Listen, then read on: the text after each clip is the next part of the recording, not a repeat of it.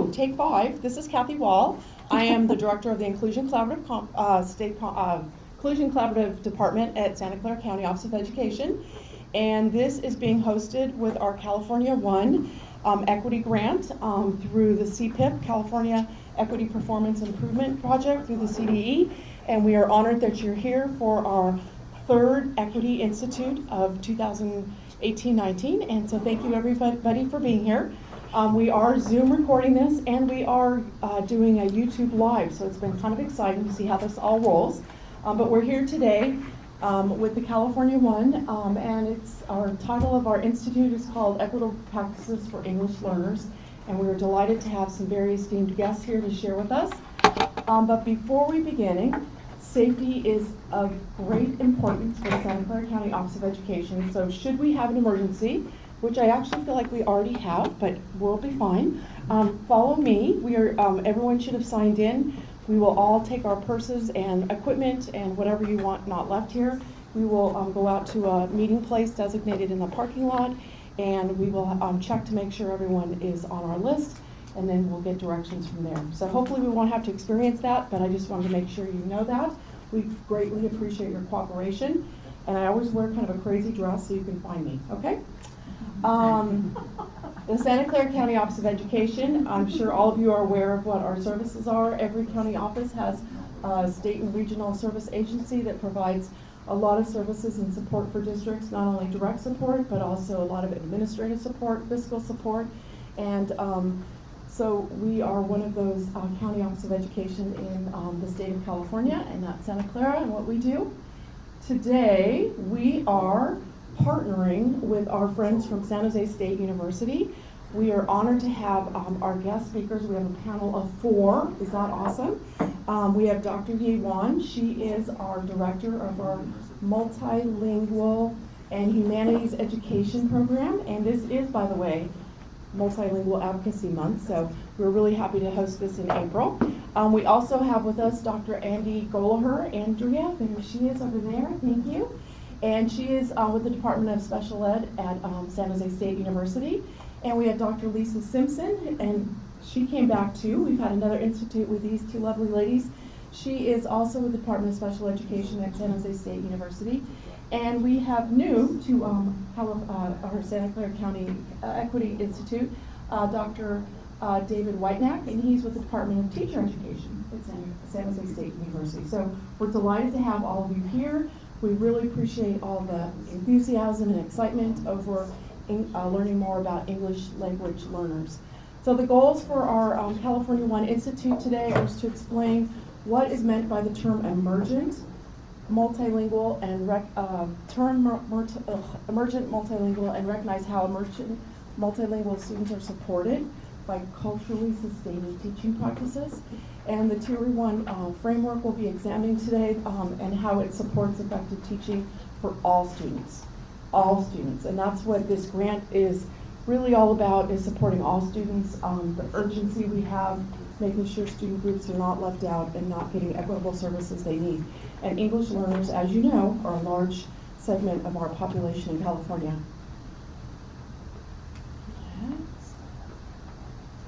So, the essential question.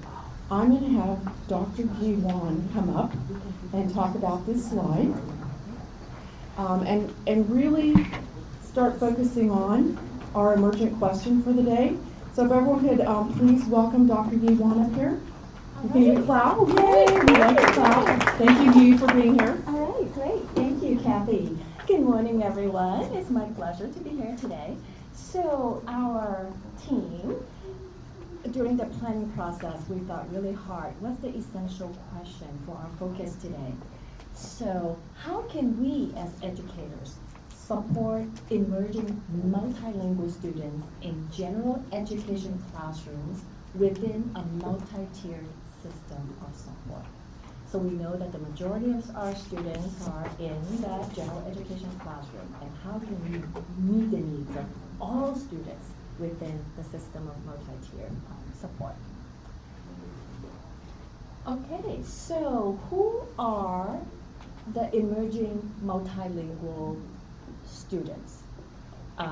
The State Department of Education called our students as English learners, so which means that when students first enrolled in the California public schools, based on the result of the home language survey, and the students would take a test to assess the English language proficiency.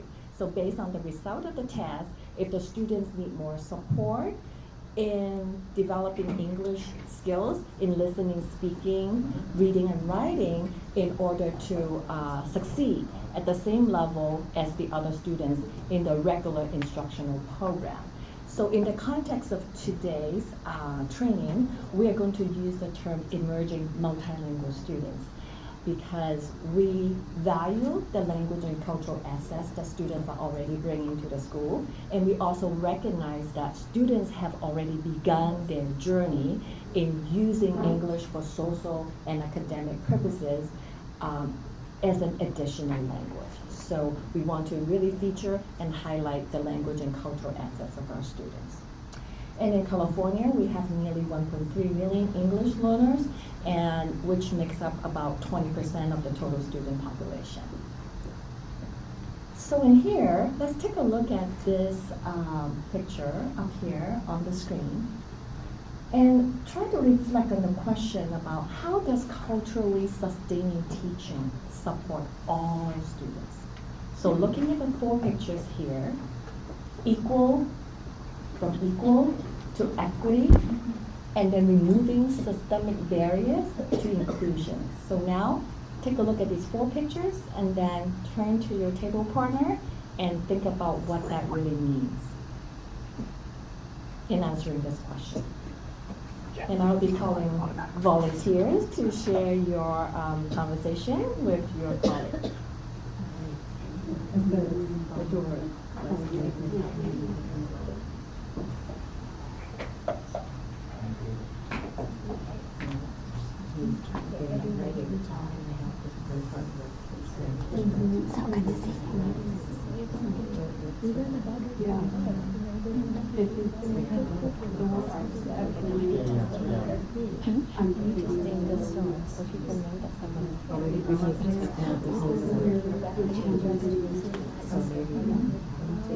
So good to see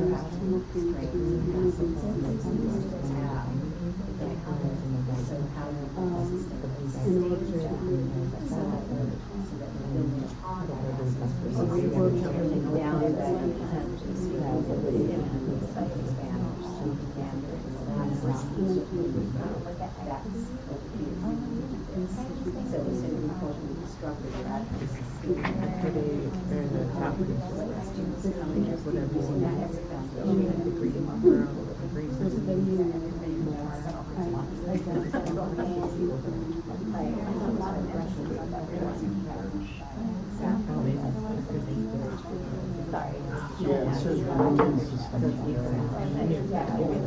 Okay, so I'm going to call on volunteers to share your ideas with the entire group. Any volunteers? Sure. Sure. Okay, Bob Flores, one of our team members. Hi. So we were saying that from the left, first picture with equal, obviously they're getting the same height of box to be able to see over the fence, but it's not. The green person can't see over the fence, the purple one can barely see over the fence. So in the next picture to the right, the green, it's giving the student or the child or the person whatever they need so that they could see over the fence, right? So now like the green person now has 2 boxes, so now they can see over the box or over the fence. And then in the bottom left, you're taking down one of the barriers, like that brown fence is a barrier, so now they can actually see through the fence. So that's kind of breaking it down one more. And then the last picture there, the green, purple, and blue person are actually participating and being included in the event. For the game. Good. Thank you, Bob. Any other additional thoughts that anyone would like to add to the discussion? So for today, we're going to think about how do we plan and design instruction so that all students can be included.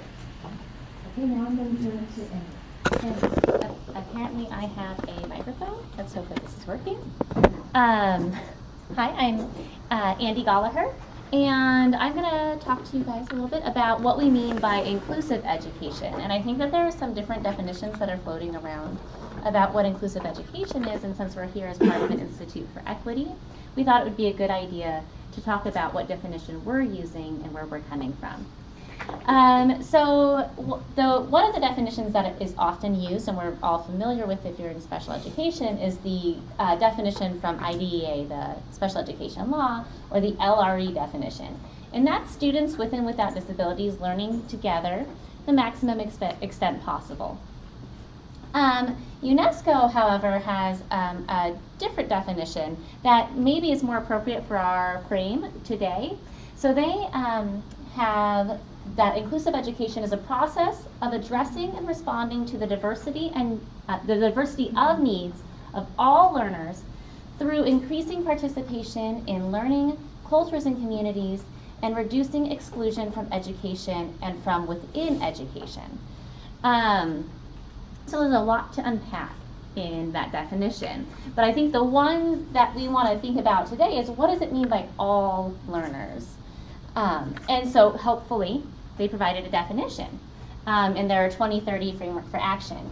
And so they define all people, irrespective of sex, age, race, color, ethnicity, language, religion, political or other opinion, national or social origin, property or birth, as well as persons with disabilities, migrants, indigenous peoples, and children and youth, especially those in vulnerable situation or other status, should have access to inclusive, equitable, quality education and lifelong learning opportunities.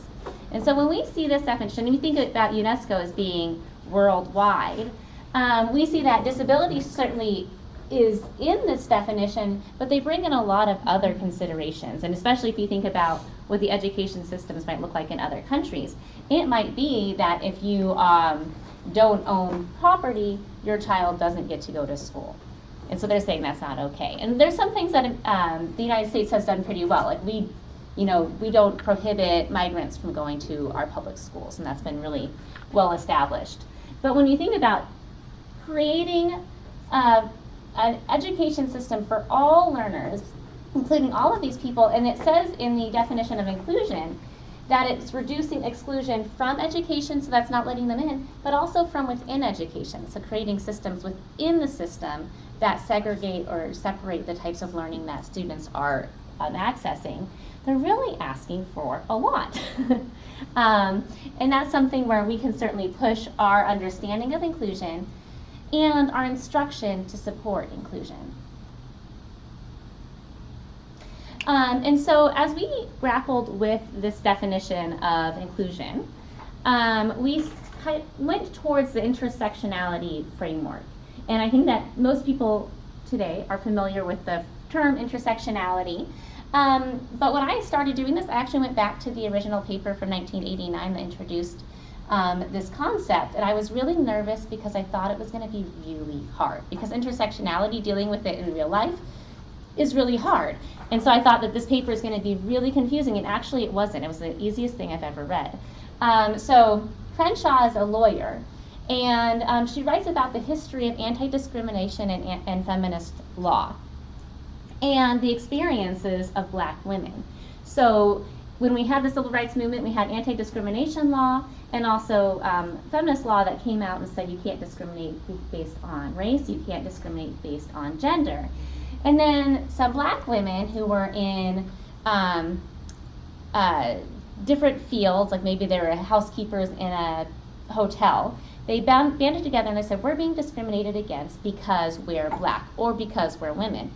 And when they went to court, these cases were thrown out because they didn't have standing. They'd say, oh, you came and you're saying you're being discriminated against because you're black. Well, actually, you're being discriminated against because you're women, and so you need to go back and start over. Or vice versa. You're saying you're just being discriminated against because you're women. Well, actually, it's because you're black, so you have to go back. And so really erasing their experience. So they were being, and nobody was saying you're not being discriminated against. They just saying you're not bringing the case under the proper law. And so she brought this idea to the fore that we really need to consider how intersectional praxis, or what happens in real life, recognizes an individual's experience that is shaped by all their identities, because it's probably true that these women were being discriminated against for both being black and for being women, because that's the history of our country. And so that idea that we're having these multiple identities and those multiple identities are influencing our experience really comes to fore in our education system. And so when we go back to this idea of what is inclusive education, this comes from Artiles and Dyson. And they talk about, like, it's easy. The LRE definition is like this one goal, one path. But when you think about the intersectional or the UNESCO definition, we have like multiple goals and multiple paths. So I want you to just, like, with your shoulder partner, talk about what's meant by these different images for about 2 minutes. Okay, so let's just come back together. And does anybody want to share what you talked about, like what is meant by these different images? What they talked about. I heard conversations.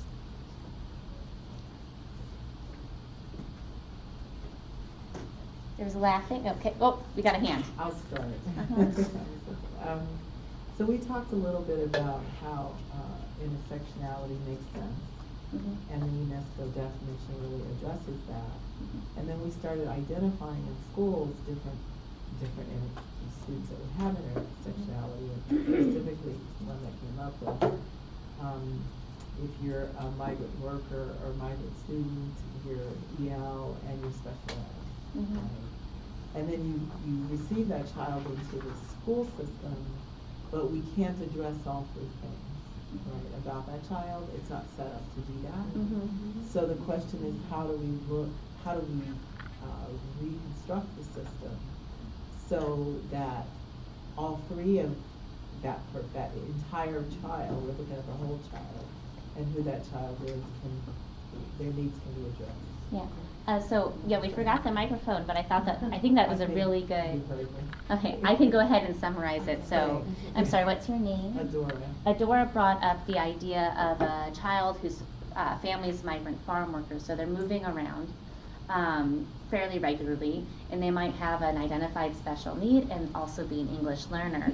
And when they come into a receiving school, that school is really set up, if you have a special education services separate from your English learner services, and then if your school has established services for migrant workers, which not all schools have a robust system, you might be trying to kind of separate that kid out into those three different divisions to get different services, and it really doesn't end up serving the whole child whose entire experience is defined by the fact that they are a child of migrant farm workers, who's an emergent. I'm sorry, I'm trying to change my language. I think we skipped over that in the beginning. We're trying to move to emergent multilingual to emphasize the strength of being multilingual instead of the deficit of learning English. Emergent multilingual who also might have a disability that's impacting their learning. And all three of those things are going to impact their learning. So how do we create a system that really, from the beginning, is working to meet the needs of that child? And so that's exactly what is meant by these. Does anybody else want to share? Any thoughts? One thing that Artiles and Dyson noted, when we think about inclusion and we think about identity in this much more complex way, sometimes we get caught up in this conversation of who's ahead in inclusion. Like, oh, they're doing a really good job with inclusion. And like, yeah, oh, they're so far ahead of us, or they're so far behind. But if you think about inclusion as these multiple goals with multiple paths, it really you don't want to necessarily get focused on one domain and thinking about who's ahead and who's behind. Rather, who's really expanding to accept all students and to meet the needs of all students. And I think that actually fits very well with the way the Inclusion Collaborative has structured the services that they provide in trying to identify the multiple initiatives within a school district and how they complement each other, because we know that oftentimes it can be a discussion on the ground of like, well, we're doing like 6 separate initiatives. Which one's the most important? Which one should we pay attention to?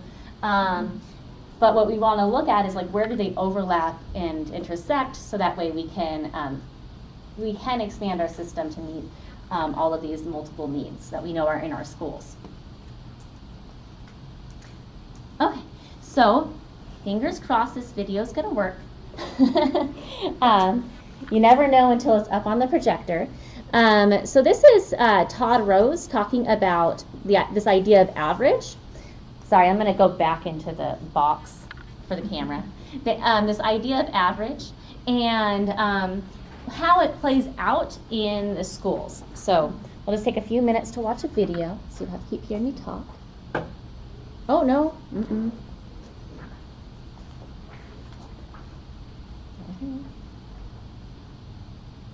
It's showing up as a video. Oh, success.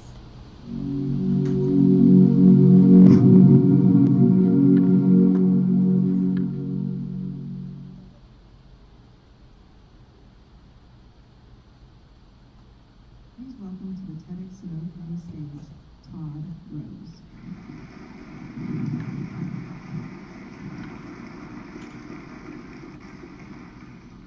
It's 1952, and the Air Force has a problem. They've got good pilots flying better planes, but they're getting worse results, and they don't know why. And for a while, they blamed the pilots, they even blamed the technology, and they eventually got around to blaming the flight instructors. But it turned out that the problem was actually with the cockpit. Let me explain. Imagine you're a fighter pilot. You're operating a machine that in some cases can travel faster than the speed of sound, and where issues between success and failure, sometimes life and death, can be measured in split seconds. If you're a fighter pilot, you know that your performance depends fundamentally on the fit between you and your cockpit. Because after all, what good is the best technology in the world if you can't reach the critical instruments when you need them the most? But this presents a challenge for the Air Force, because obviously pilots are not the same size. So the issue is, how do you design one cockpit that can fit the most individuals? For a long time, it was assumed that you could do this by designing for the average pilot. That almost seems intuitively right. If you design something that fit for the average sized person, wouldn't it fit most people? It seems right, but it's actually wrong. And 60 years ago, an Air Force researcher, Gilbert Daniels, proved to the world just how wrong this really is and what it was costing us. Here's how he did it. He studied over 4,000 pilots, and he measured them on 10 dimensions of size. And he asked a very simple question. How many of these pilots are average on all 10 dimensions? The assumption was that most of them would be. Do you know how many really were? 0. Gilbert Daniels proved there was no such thing as an average pilot. Instead, what he found was that every single pilot had what we call a jagged size profile, right? Means no one's at the same on every dimension. And this makes sense. Just because you're the tallest person doesn't mean you're the heaviest. It doesn't mean you have the broadest shoulders or the longest torso. But this is tricky because if every pilot has a jagged size profile, and you design a cockpit on average, you literally designed it for nobody. So the Air Force realized they had a problem, and their response was bold. They banned the average. meaning that moving... Oh, I need to pause it. So this is actually a really good TED Talk. You can find it on YouTube. But we don't have 15 minutes to watch the whole thing. But I didn't want to steal. I had seen him at a different conference, and he talked about this story of the Air Force pilots, and it was so revolutionary to me. I didn't want to steal his idea. I wanted to share it from him. Because I think that what he said about, like, they had the best planes and the best technology and even the best pilots can apply to some of our schools. We have great teachers. We have committed administration. We have great technology, and we know a lot about how to teach students, but somehow we're missing some of those students, and particularly our vulnerable students. Oh, sorry. Thank you, David. Getting back on screen. And so, you know, what can we do? How can we redesign our cockpit or our schools to reach those in the margins? And if you think about it, so he does this later on in his presentation, but it was too late. Now I can't go forward. Let's see if I click off of the, there we go. So this is my daughter. Isn't she adorable? Yes, she's adorable. So he does this, he brings up this sort of idea for our students. And if you think about all of the things that we think about our students needing or bringing into the classroom, you can create that same sort of jagged profile for a student. So my daughter's memory is a little bit below average. For example, she's been sitting next to the same kid for about 4 months. The same kid is in her CLE group of 5 students.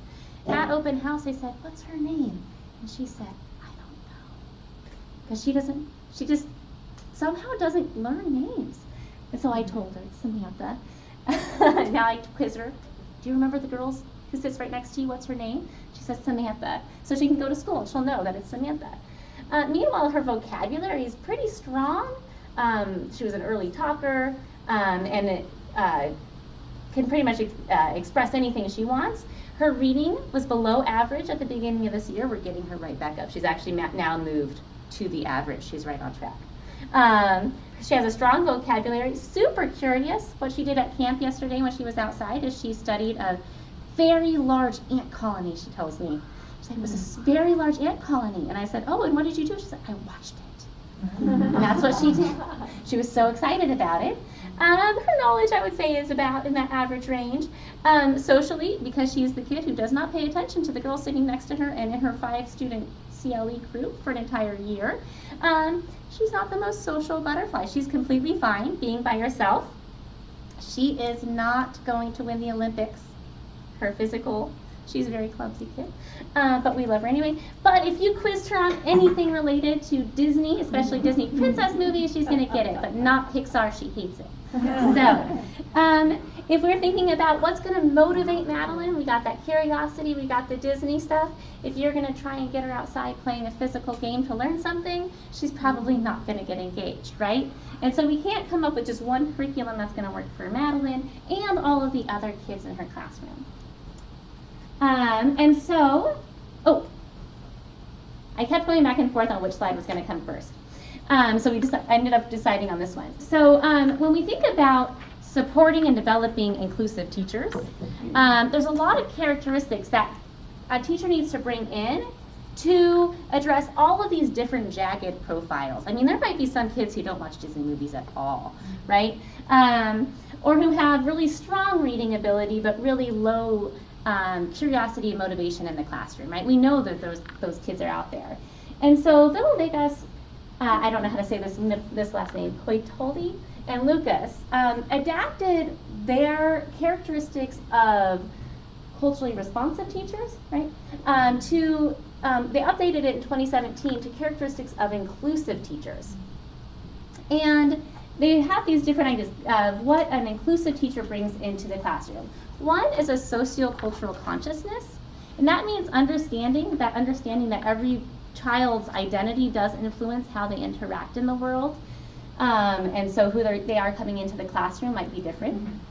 Affirming views about diversity and students from diverse backgrounds, and so this is not just like we know that we have diversity, but actually that diversity makes our class better. And having this potpourri of experience in our classroom makes us a stronger classroom. A commitment to acting as a change agent, knowing that we're in systems that might not yet be set up to be fully inclusive. An understanding about how learners construct knowledge, about how learners learn. You know that teachers need to know how to support learning. Valuing knowing about students' lives, taking that time to get to know what their lives are, and then using those insights to build bridges to learning. And so this framework came from thinking about culturally responsive pedagogy, but then they said, you know what, this also works when we start thinking about inclusion in a broader sense with disability and all of those factors that UNESCO brought up. One way to approach this is universal design for learning, and you have this in your handouts and you've probably seen it before. So I'm not going to spend too long talking about this framework, but this framework came from CAST, which used to be the Center for Applied Special Technology, but I don't hear them saying that anymore. I think they just go by CAST now. But it came from a group that had been working on special technology to support individuals with disabilities. And as they collected the research, they started using this universal design approach of thinking about how do we go from differentiation or giving kids different boxes to stand on to removing those barriers, so that way we just don't have to worry about the fence being there.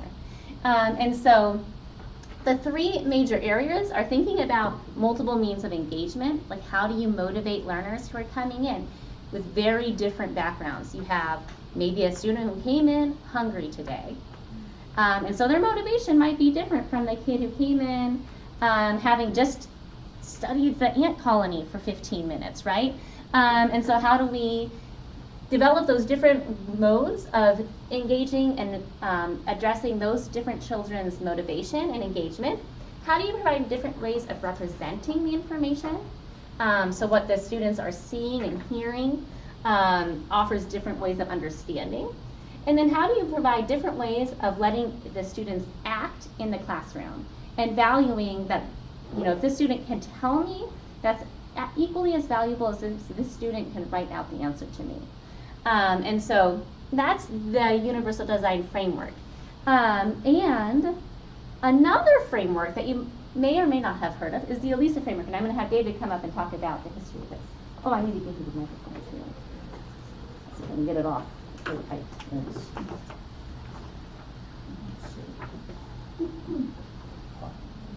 Well, you have a pocket right back.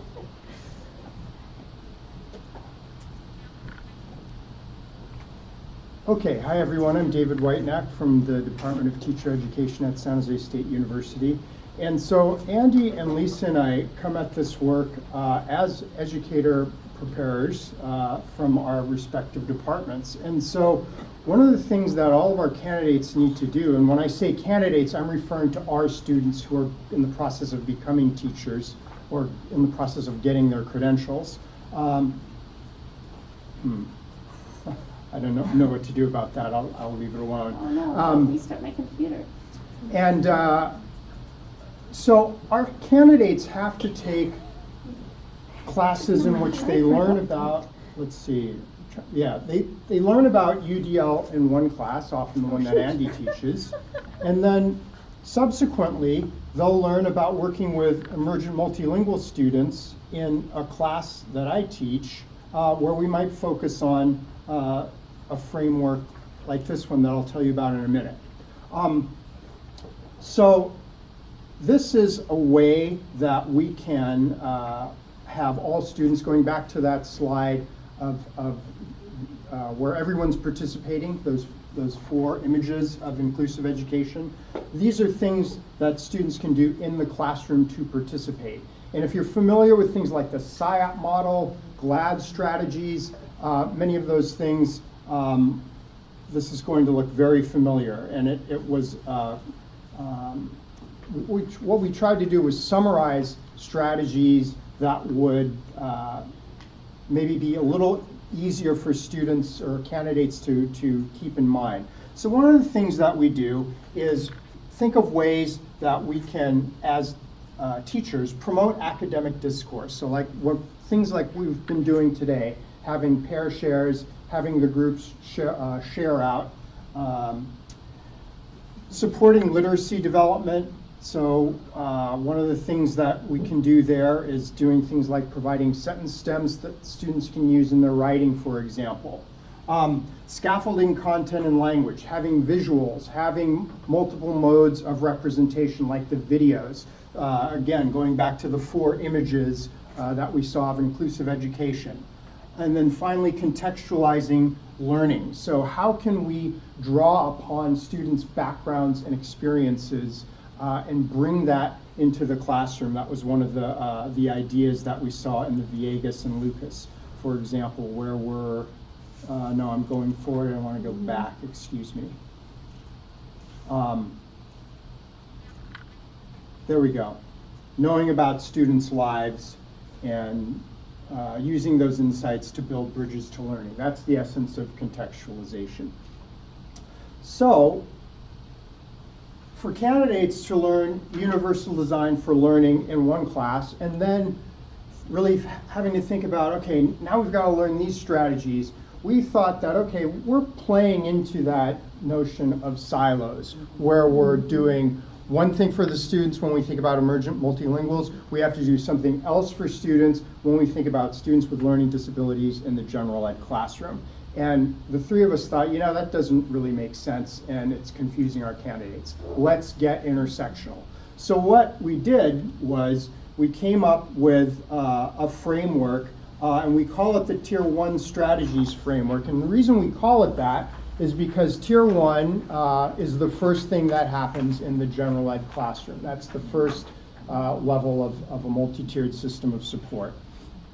What we did was we took the UDL practices, took the ELISA practices, and aligned them. And so we also kind of reordered things, thinking about where do we want to start? Well, contextualization is the place to start because that's really where we learn about our students and use their experiences to connect to the curriculum. We added to the ELISA practices the notion of growth mindset, which is one of the key areas in the UDL framework.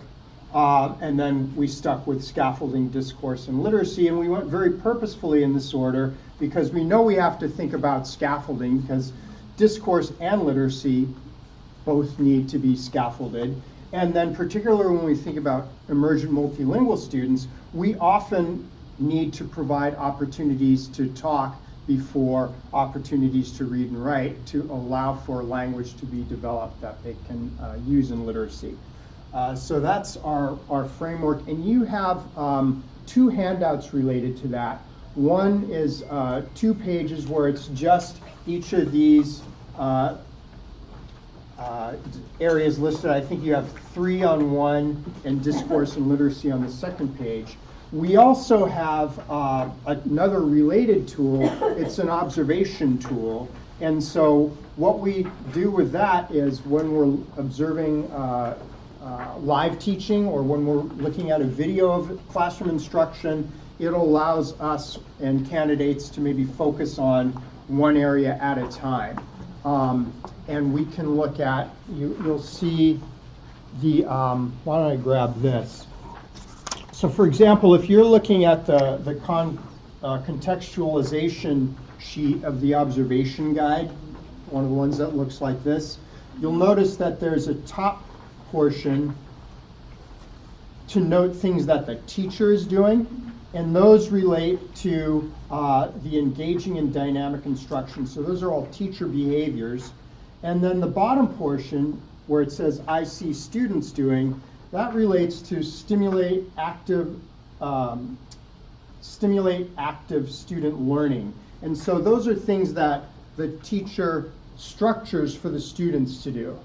So the top portion of any of these is going to be teacher actions, and the bottom is going to be more related to things that the student will do in the classroom. So with your shoulder buddy at this point, see if you can get an idea about each of these. Contextualization, how are you making sense of that? Growth mindset, how are you making sense of it? Scaffolding, I imagine making plenty sense of that already. Discourse and literacy. Definitely surface any questions that you have about any of those things, and we'll come back to you in a few minutes. Okay, pardon me for interrupting your conversations. I thought I'd just bring us back together and hear about what you were talking about regarding these areas. Does anybody want to share anything that you all were talking about in terms of contextualization? Definitely let's surface any questions that you have, but also hearing how you're making sense of it, ways that you've done it in your own practice, and anything else that you'd care to say about contextualization.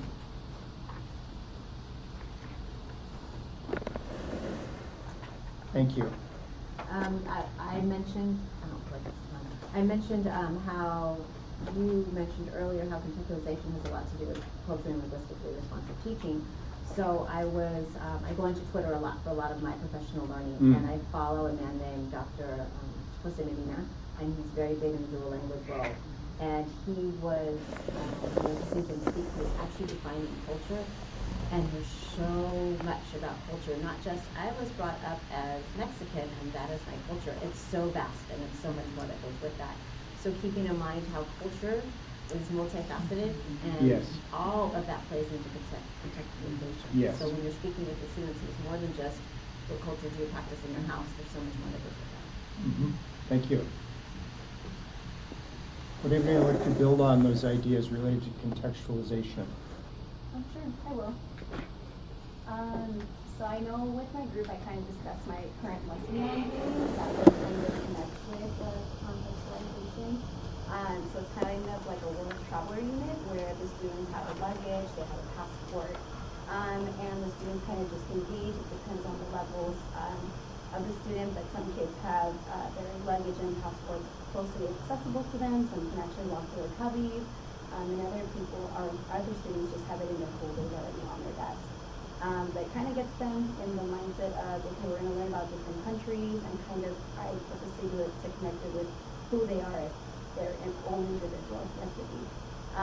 So it's kind of going over the language, the music, making connections as well, reaching out to the parents to see where they've traveled, get some pictures kind of added on the PowerPoint, and kind of just getting them to kind of connect. Also seeing how the world moves through the earth, if kind of you'd rather travel, do that to the plane. It's just all connections, because at the end it just kind of gets them more engaged as well, and they kind of make it more personal. Thank you. Yeah, so I think with those two examples, we get the notion of culture being very multifaceted, so we want to be able to tie into many of those aspects of student experience. And then the second example, we saw specifically how one teacher approaches that in the classroom. So if there aren't any questions about contextualization, let's move on to growth mindset and hear how you're making sense of that, perhaps ways that you're addressing that in your own practice. Would anybody like to share about growth mindset?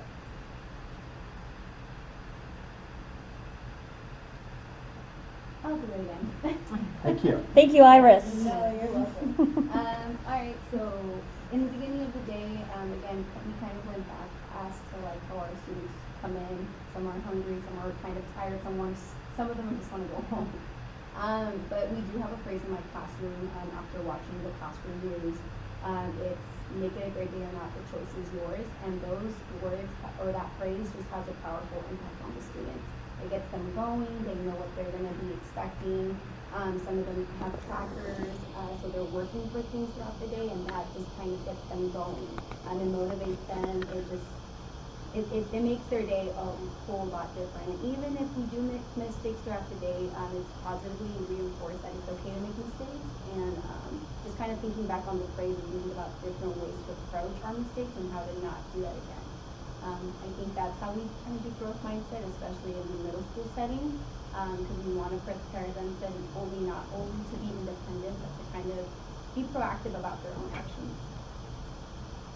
Thanks again, Iris. Would anybody else like to share about growth mindset? So how about scaffolding? What's your favorite scaffolding strategy? Does anybody have a go-to scaffolding strategy that they'd like to share? I think we're all clear on the concept.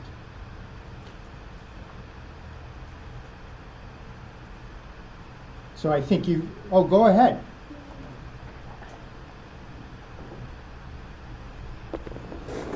Thank you. I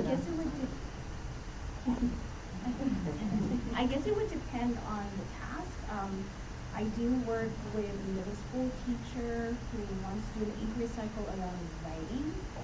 So he understands that he needs to chunk the lesson in ELA, and then we had a discussion around what would be the writing output for your group of students. So you're still expecting them to do vocabulary and comprehension, but how that would look like would depend on where your students are at in terms of their abilities and vocabulary level and writing ability. Yes. And so I think that example is nice because it also shows the intersectionality among these concepts. It's not as though we're doing these things in isolation. So your example is explaining how you're thinking about scaffolding in terms of literacy and how you're differentiating the scaffolding based on what the students need. So that's going back to, again, that very powerful slide of the 4 different images and how you're not going to just do one type of scaffolding for all the students. You're going to vary it. Does anyone want to share anything about discourse or literacy at this point? I'm just looking at our time. I think we want to move on. But are there things that you're wondering in terms of discourse or literacy? Okay, so again, in general for us, we find that when we're working with students who are emergent language users, for example, if I can use that term a little bit more broadly, often we want to use discourse as a stepping stone to literacy. So that's one thing that I would reinforce in general. So what we want to share with you now is a video from the Atlas Case Library. And just by show of hands, is anyone familiar with the Atlas Case Library? So what it is National Board Certification for Teachers, National Board of Professional Teaching Standards. Familiarity with that? A lot of heads nodding. So when teachers apply for National Board Certification, they have to submit video evidence of their practice.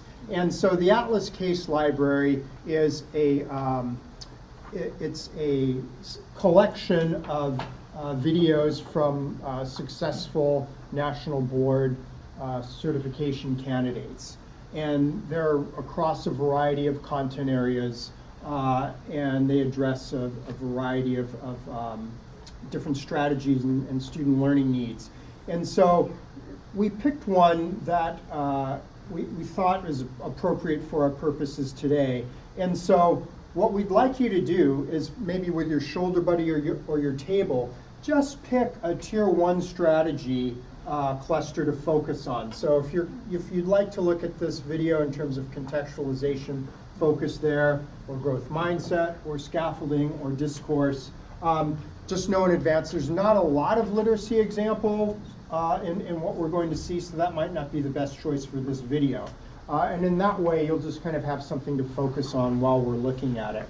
So what we'll do is we'll view the video, maybe about 5 or so minutes of it. Then you can have some table talk about what you noticed, and then we'll come back together to share anything that we notice or anything that we're wondering about. So noticings and wonderings related to one of the 5 strategies. And just for the sake of example, would anyone care to reiterate the task expectations right now for us? Anybody? Thank you.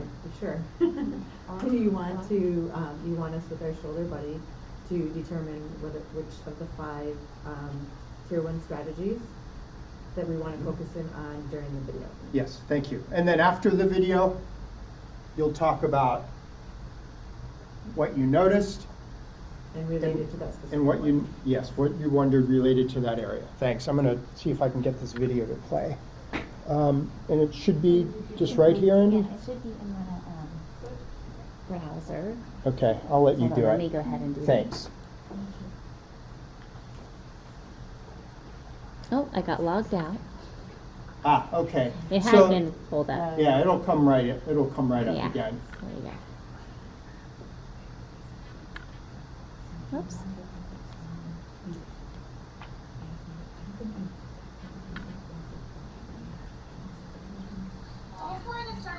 Oh, I don't know why it's not. You have to disconnect the computer sound to get the other system on, I think. Over there. It's fine with the Todd Rose. And it's we actually did test it before. Okay. Do you want to take over some and see? So this is a general ed classroom, and it's a science lesson, and she's doing it based on a demonstration. But we'll see that she'll start by asking them some questions to get a sense for what experience they've had or what they know about some of the concepts that the demonstration is going to help them understand. And you see it's a 20-minute video. As I said, we'll see the introduction and maybe just the beginning of the demonstration. No. It is closed caption. I'm up here for you.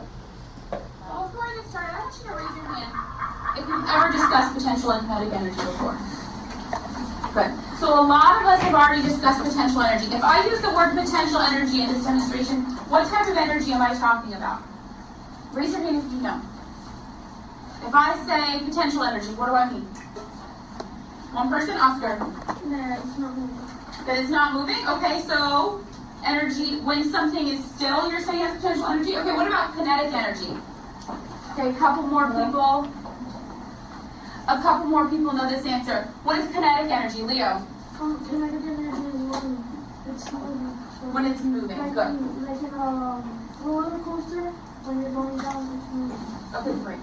So we'll talk a little bit more about those definitions so that we can seal those in our brain. Maybe you've heard about it last year, but we'll go over it again and see that we need some extra help on it, all right?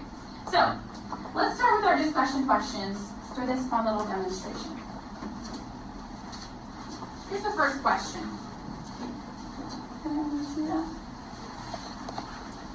Can energy be created and destroyed? That's my first question for you. But before I give you the answer, I want to see what you think. Brielle, I can already see the wheel turn in Brielle's head. Because I'm not going to tell you the answer. Michael, you can wait just a second to find your folder, okay? Or your note card. That's what I was going to investigate.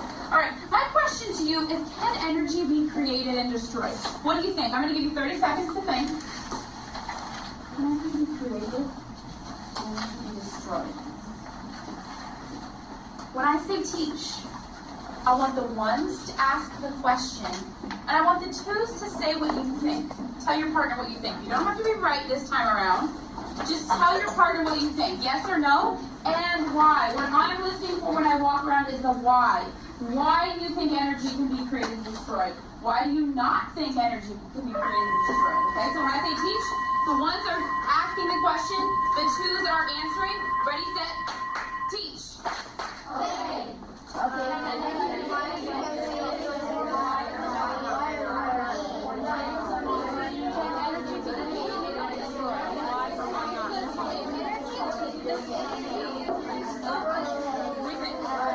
Yes or no? Just give us a yes. Switch. Let's hear what Vanessa has to say. I think that it can be both because when you are different on the chicken that on the light, Okay. it chooses not being energy, but it's going to the light. Okay. So in that case, you say energy can possibly be destroyed because it's cut off. Okay. Clap. Yes. All right. I heard a couple of different opinions there. Raise your hand if you say yes. Energy can be created and destroyed. Okay, there's lots of yeses there. All right, raise your hand if you say no. Energy cannot be created or destroyed. Pretty interesting. Okay. I want to hear from somebody from the yes. Why? Why do you think energy can be created, made new, and then destroyed? Eric. Because if you have any type of energy, like for example fire energy or light, you're able to put it out with So while the other person, that means it's still launched and just really. Okay, so the energy is gone.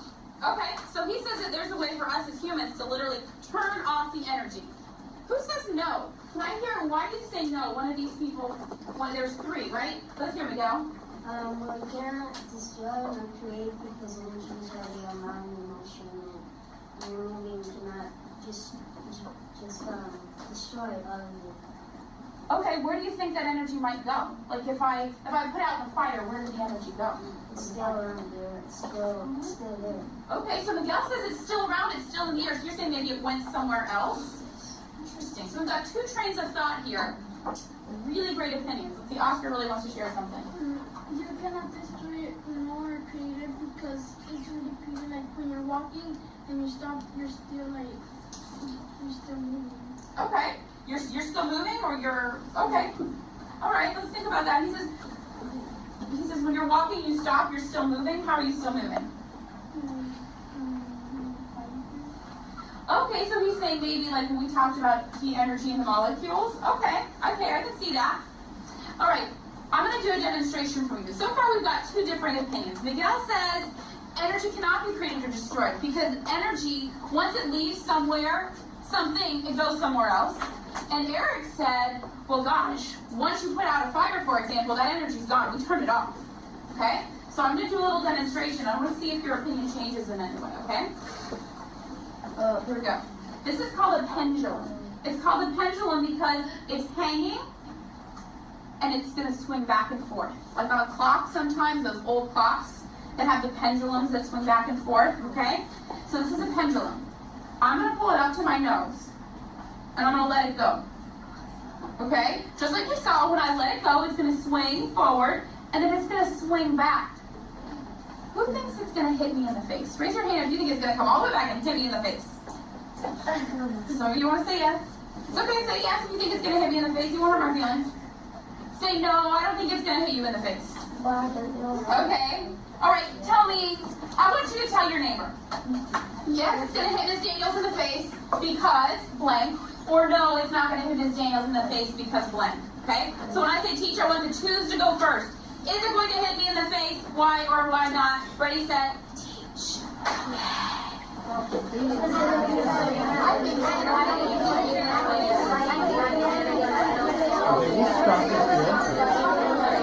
So with your shoulder buddy, whatever area you decided to focus on, what did you notice? What do you wonder?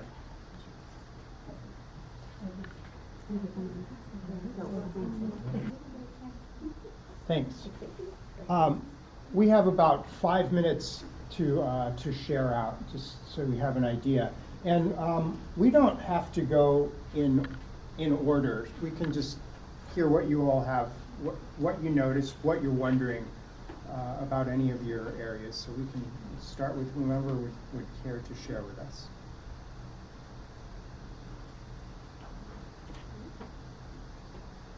So there were lots of rich conversations. I know that you all have things to say, or that you all were saying things.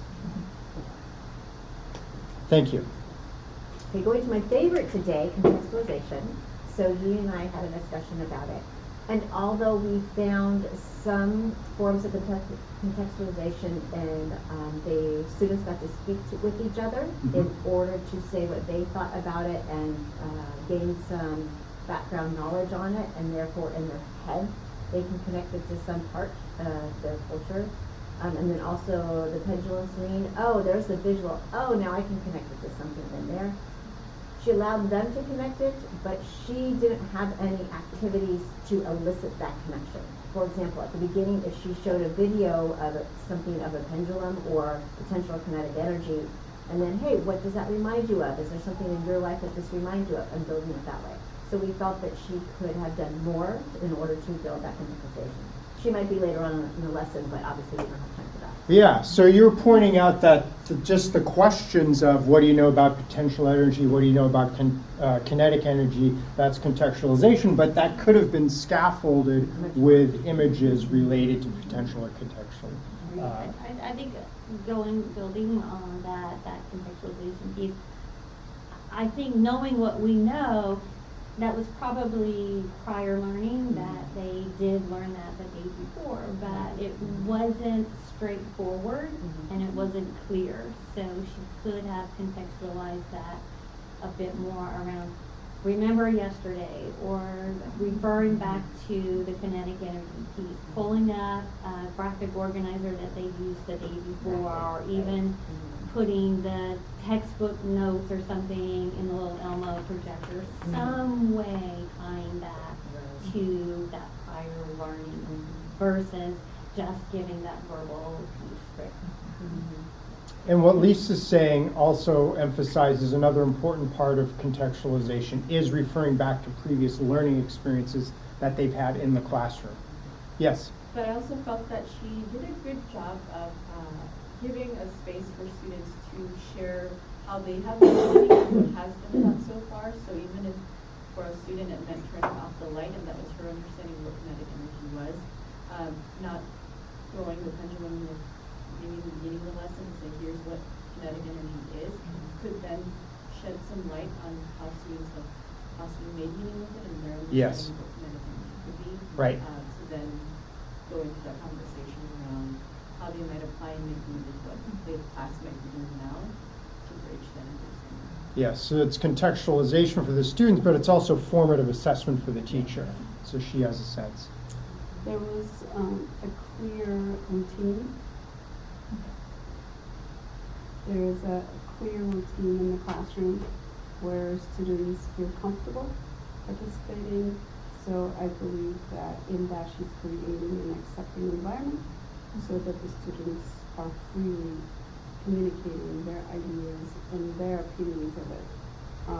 And it seems like it's something that she's built in the classroom. Yes. It's nothing new. So they all know it and they're comfortable sharing it out. So everybody gets a point across to somebody. Yes. And have an opinion out there. So yes. That was, yeah, it's clearly she's done a lot of foundational work to create that kind of a safe classroom learning environment where the students are feeling comfortable and to that's contribute. where most of the teaching takes place, when your students are ready for it. Yes, yes, thank you for pointing that out. Yeah. Did anybody else notice or wonder anything about the classroom learning environment? I'll add one more. The scaffolding, definitely there was transitioning within the lesson, so with the clapping or the whispering or the saying yes. And then I know one of my group members also mentioned how the tasks were being broken down. It wasn't just all verbal direction right away and this is what you gotta do. She actually gave them little tasks and then they got the opportunity to work together as a group, and the way it was assigned with ones and twos, it was just very well organized. Yes. So the students were able to kind of understand the expectations and kind of follow that routine. Thank you. I said within the scaffolding, some of my wonderings were around the visual aspects of scaffolds for English language learners. I did hear her repeat herself multiple times and rephrase. She paused several times, but I only heard one sentence string. So when she was setting up her students to have that academic instruction, she only modeled once at the very last question that I heard of sentence strings. So those would have been some of my wonderings of like if our English language learners were really getting the language or understanding the content without those different scaffolds. Yes, yes, I was sitting at a table, I think they had similar wonderings about that as well. How to further scaffold the language as she's going through the lesson. Yes, with visuals and even more sentence stems. Yes. Any other things that you noticed or wondered about any of the other areas? Okay, so Lisa was reminding me that we're going to continue to build on these concepts as we continue through. And if you'd like to, you can access that video. If you want to get access to Atlas, you can just email me and I can provide you with access at any time. So I guess Lisa and I will do the microphone transition at this point. Okay. So moving along and building off of our conversations about, go ahead and, where are we? We are at two different, we want to be on this one. So yeah, you're looking at the right-hand side. the left-hand side is what's projecting on Zoom. Okay. Okay, now we're on the same slides. Okay, thank you. I'm still trying to get it together. All right, no, we're a slide ahead. Yeah, you're. We need to go back. Oh, it's not mine. I can try it. The commonality. Yes, the commonality. So building off of that intersectionality conversation that we had earlier. That's what I did. It worked. That would probably be better just using the handheld one. There we Stick it go. in there. All right, and move on. All right. So building off of that, the thinking about how our students intersect in all of the diversity that they bring to the table, that also goes into our commonality of teaching strategies. So those of us that are used to particularly working with students with disabilities, we have a lot of different frameworks for our students with disabilities. And then we also have these frameworks and evidence-based practices for our English learners. And so it can be a bit daunting to kind of try and think, all right, so this is a kid with a student with autism, I'm supposed to do these evidence-based practices, but oh wait, this is a student who's an English learner and I'm supposed to do, or an emergent multilingual, and I'm supposed to do these practices. So if we look at it a bit broader and think about, all right, what's the commonality there? And there are a good set of common practices.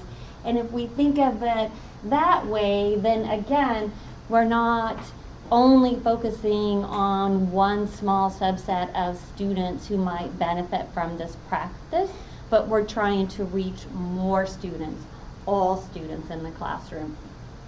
So use of visuals in realia.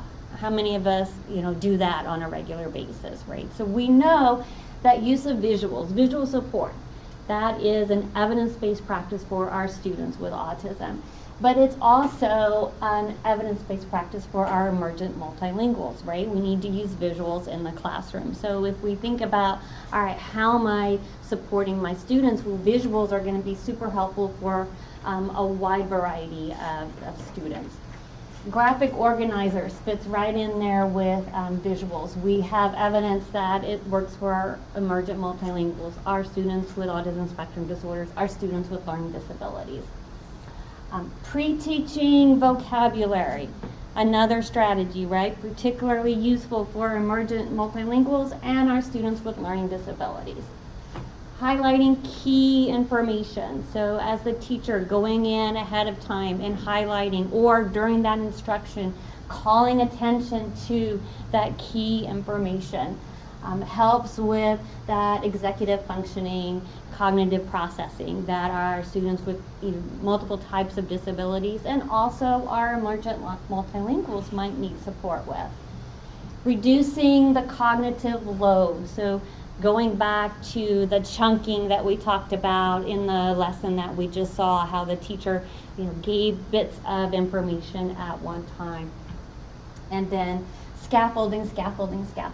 So we understand that it's important not to just throw all of that information out there and expect our students to be able to process all of that. So rather than trying to think about what specific strategy needs to be used with one specific student, if we can take a broader picture and think about what are the common strategies that are useful for a large number of students, so we can get the most bang for our buck in the classroom and try to become experts at using those broad capture strategies and then only focus on maybe the ones that are really specific in certain situations for certain groups of students. All right. So then one of the best ways that, thank you, we can use that that commonality of strategies is through that co-teaching approach. So we are trying to move more to co-teaching strategies. Is anybody in a situation where they're using co-teaching or someone at their site is doing co-teaching? Yes? Yes. Are you personally co-teaching or? I work with the co-teachers. You're an instructional coach? Yes. Okay. So at Franklin McKinley, we have 10 or 11 co-teaching classrooms from preschool through 3rd grade at this point. We have, and we're expanding, so it's been So at Franklin McKinley, we've been working on inclusion in co-teaching for, so our 3rd grade class as currently was our first preschool class of inclusion. So we have 3 preschool co-teaching classrooms. We have 2 kinder, 2 first, 2 second, and 1 3rd grade co-teaching classrooms at this time, and we're moving into our 4th grade and broadening it into a 4th grade classroom and also several TK classrooms.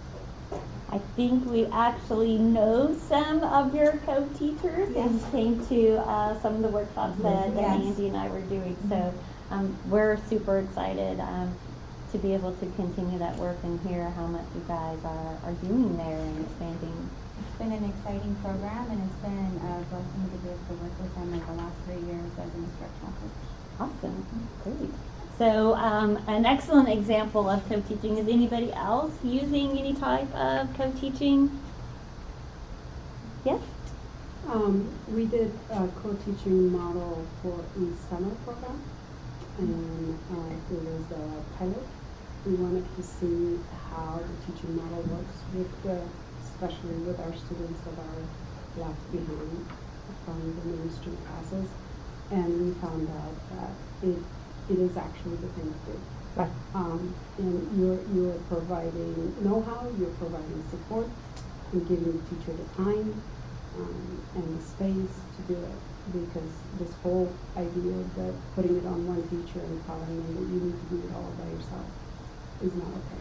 That may be our cockpit that we need. It's not even possible. Yeah, it is not. That may be our cockpit. You need to have experts come in and go on. I mean, just the surgeons, when we do a surgery, there's no one surgeon. There's a group of people doing it. Right. And we put everything on one teacher and have a list going. I mean, no wonder, they're burned out and not doing it. Not doing it. So. I'm so glad to hear you say that. All right, so we're not going to go in depth into all the co-teaching strategies. We're happy to come back and do another session on that. But we do want to emphasize that there's increasing research supporting this model where there are a general education teacher and a special education teacher teaching together in a general education classroom, with the idea being that we're serving as many students as possible in that general education setting. The general education teacher is often seen as the content expert, so he or she is going to be a real master of whatever that content area is, and our special education teacher is going to be the expert at using and designing those strategies. And trying to go back to the, I don't want to use that one, the previous slide, this is where our education specialist and our general education teacher can work together to really focus on those common strategies that are going to help the most number of students in that general education classroom. And by moving with that co-teaching approach, we are able to increase the progress and improve the outcomes for the maximum number of students in that gen ed classroom. And then building off of that, the work that David and Andrea and I have started to put together, and some of the work that we've done is really trying to move it from a co-teaching where it's just a general ed and a special ed, and move it to what we're calling a co-teaching triad approach. And we have the general education teacher and the special education teacher and the emergent multilingual multilingual support teacher, or the bilingual resource teacher, or whatever your district is using as the label for that person. But having all three of those people, collaborate and work together in the classroom to support the needs of everybody and in that classroom. And again, thinking back to that slide that we started out with, providing differentiated instruction, we're varying the heights of the boxes for our students to be able to see over the fence. But if we're working together from the beginning, then we're taking those barriers out.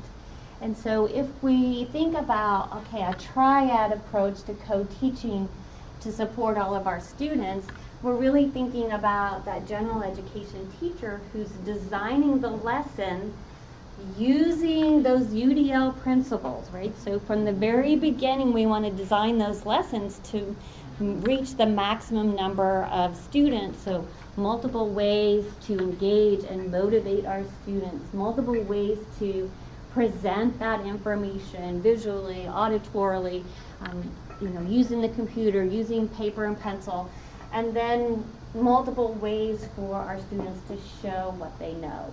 So if our general education teacher is using those UDL principles from the very beginning, then our special education teachers can come in and also support, work with them to implement those UDL strategies in the classroom and go a step further and provide assistive technology and expertise related to specific students with specific needs related to their disability.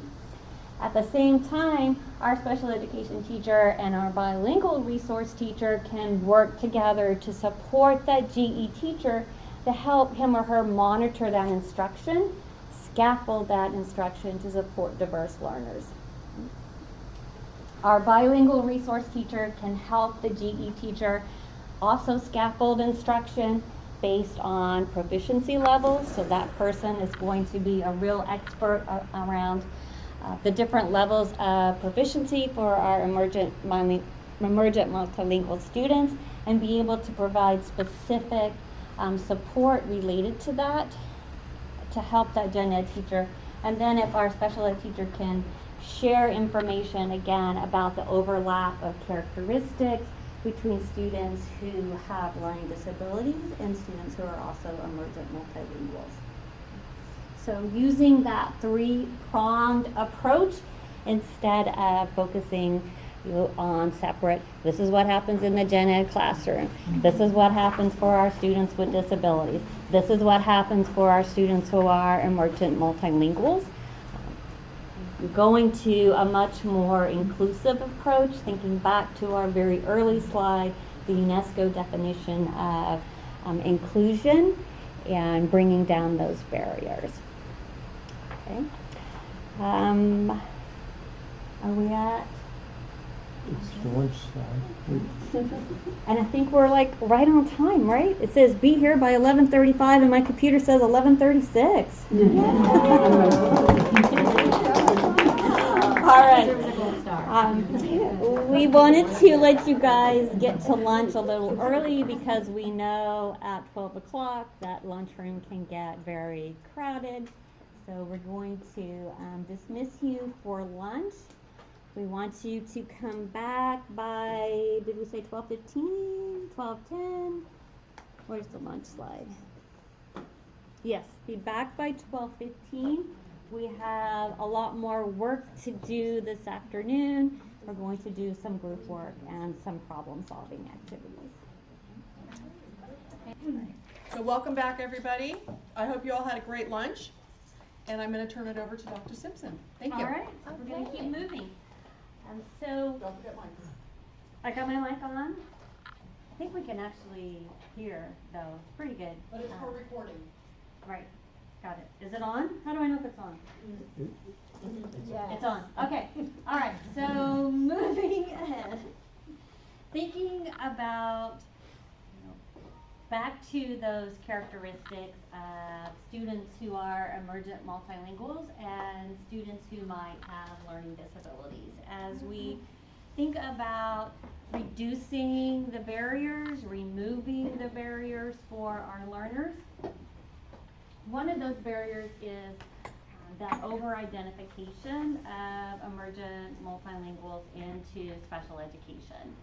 So a big push of what we're trying to do is reduce those barriers and reduce that identification of emergent multilinguals into special education if they don't really need to be there. And so right now, all across California, we see a lot of districts that are in some sort of status from the state because they have an over-identification problem.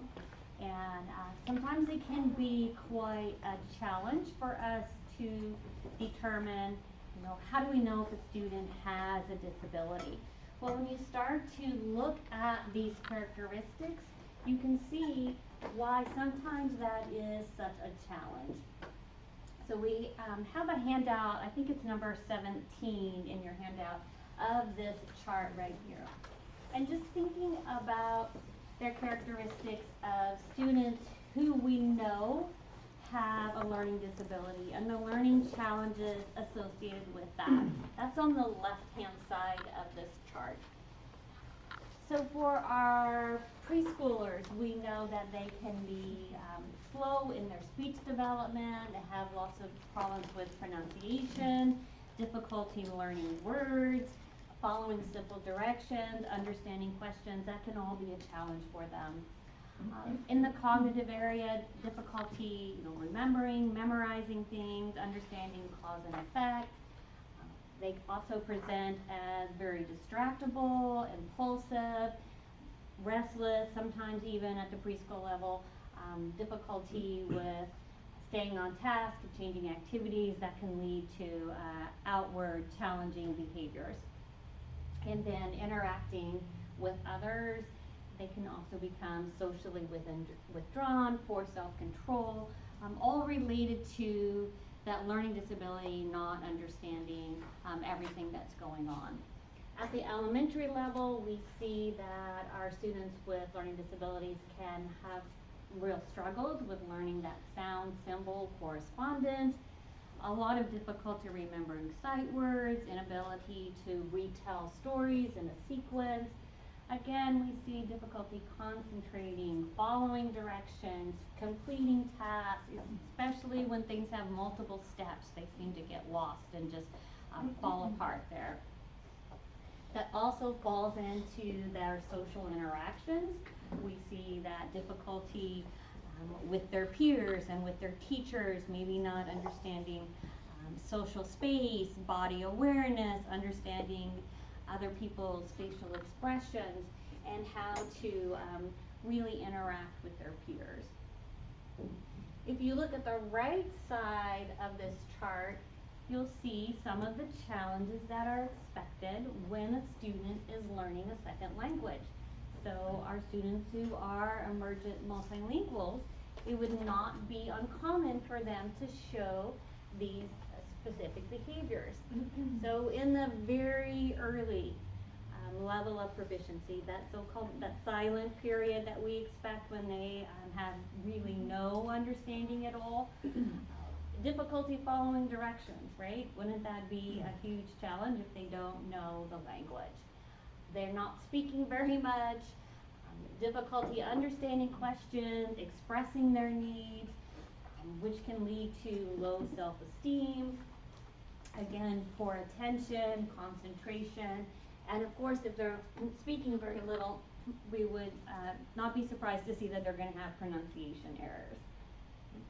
So if we look at what is the expected behavior for a student who's learning a second language, and what are those characteristics of students who have identified learning disabilities, we should start to see some things that are the same across there. When our students move up into that early production stage, again, they're now starting to talk, but they're going to have noticeable grammatical errors. May still be frustrated and withdrawn. As they develop more language, Again, we're still seeing some problems with slow processing, using grammar correctly, understanding expressive language such as idioms and metaphors, and they can also present with some things that present as processing challenges. So for our teachers in the classroom, you can start to see, wow, there's a lot of overlap there. They seem to share a common set of characteristics. So, oh yeah, moving on here.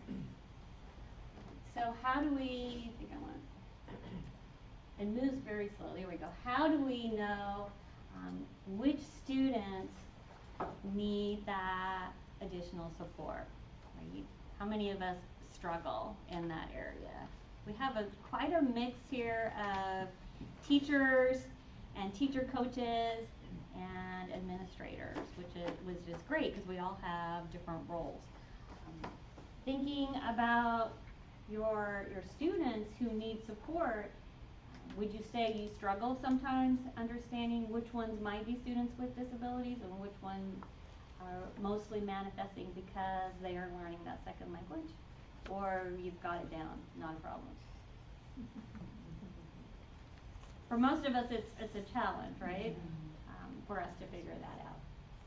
So what are some of those guidelines? What are some of those things that we need to be aware of? So the very first at the top of the list is really examining the quality of instruction and how that has been delivered in the classroom. So when I say quality of instruction, what do you think of? What do you think that encompasses? Does it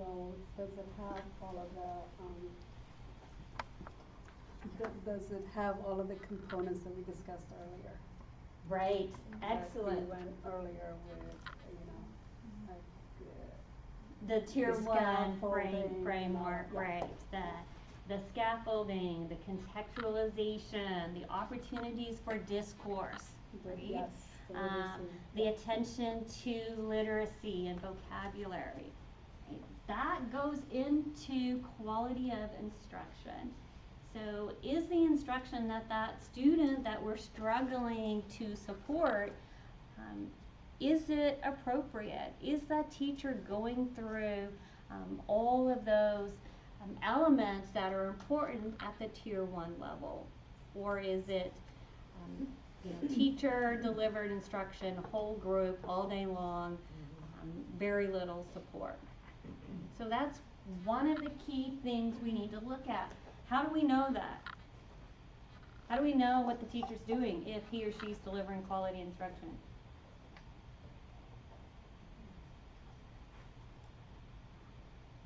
Do we guess? We have to go into the classroom, right? And observe. So all of us that are coaches or serve in some support capacity, if we're working with a teacher or we have a student that we don't know what's going on, whether that student is a student that should be referred on for a student with a disability, we know we have to look at quality of instruction. That means I got to get into that classroom. I have to see what's going on so that if it's not quality instruction, if the teacher's not doing all of those elements on that tier 1 framework, I know that's where I want to start with that teacher. I want to get in and support him or her at that level before I start making any decisions about whether this is a student who might need to have a special education referral. Then we also want to do what we call comparing the progress of that student who's the emergent multilingual to their true peer. Right? And so by true peer, we want to compare that to another student at the same level of English proficiency coming from a similar background.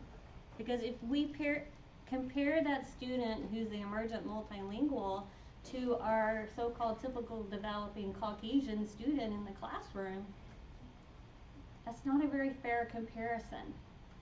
And more often than not, the emergent multilingual is going to come out as far below, not performing the same as that student. But we want to compare that student to other students, similar time frame in the classroom or in the country if they've just arrived. Similar level of proficiency. Before we start making any decisions, let's compare their progress to how well other students in that same level of proficiency and background are doing. So how many new words a week, a month are students who have at level 1 or the developing level of proficiency? How many are they learning? And then how many are my student that I'm concerned about learning? Rather than comparing the student that I'm concerned about to the average student in the classroom, the so-called average, right? But we don't have average anymore. And then we also need to establish some targets, some goals, some benchmarks for that student, and see if they can meet those benchmarks. So have we set some individual targets for this student? How many words a week do we expect them to learn, or how many sounds? And that needs to be based on this student, not what everybody else is doing in the class, because we know they're already behind. We know they are already struggling. So if we set a very specific target and work on that for that student, can they make progress when we focus our intervention on that? Looking at the continuity of schooling. There's a new acronym, because we're great at acronyms in education, right?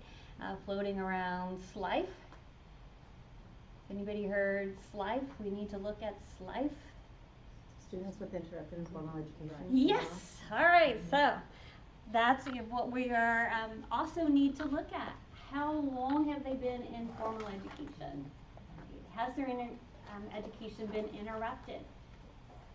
If they are a relatively new immigrant to the country, there's probably some period of time where they weren't in school. What's their background with schooling? And then also, as we're looking at that quality of instruction, looking at whether skills are taught in context or in isolation. I have a clarification. So when we talk about compare progress to true peer, since we're talking about emerging multilingual, so are we comparing them to students who speak the same primary language? And if at all possible. If it's so for our students who may be Spanish speaking or Vietnamese speaking, those are some of the languages that we have a fair amount of students in our local area that speak those languages. So it's going to be a little bit easier for us to compare them to their true peer, right? But if we have a student who comes in and they're the only student that's speaking that language, it's going to be really hard to compare them to that true peer. So whenever possible, yes, we want to compare them to somebody else that has that same L1. Mm-hmm. Because we do have some students enrolled in dual language programs, so in those scenarios, then the teachers will be able to compare them to students who speak the same primary language. Yes, yes. Thank you. Yes, good point. Thank you, Yi. All right. I think can you advance this one?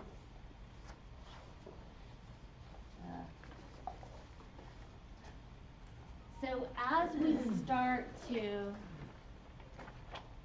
think about that quality of instruction and going back to what we looked at this morning with that Tier 1 framework, if we want to move the progress along of our students who are emergent multilinguals, when we're designing our lessons in a high quality program, we are designing lessons that not only have content objectives, but they have language objectives as well.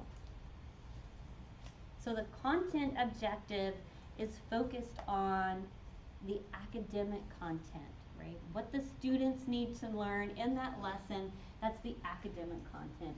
And those are tied to the Common Core State Standards or the Next Generation Science Standards, right? That's where our content comes from.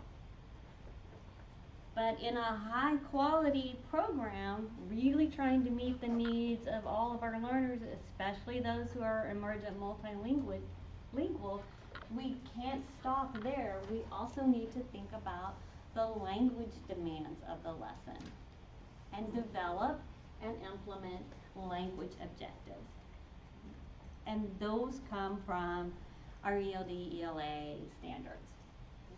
So the language objective needs to address the language that the student needs to be successful to acquire that academic content. So how do we do that? There's another handout for you of this same slide in the blueprint. I think it's, this one says 10 at the bottom, page 10. So just as we write content objectives for a lesson, we write language objectives for a lesson. So if you are a teacher, we have a few teachers in the classroom, Iris. Iris is one of our master students. She's just such a star teacher and student. I just am so thrilled that she's here today. We know each other. That's why I'm always like, hi, Iris. So those of you who are teachers in the room, when you're developing your lessons, you're going to do the academic objectives and the language objectives.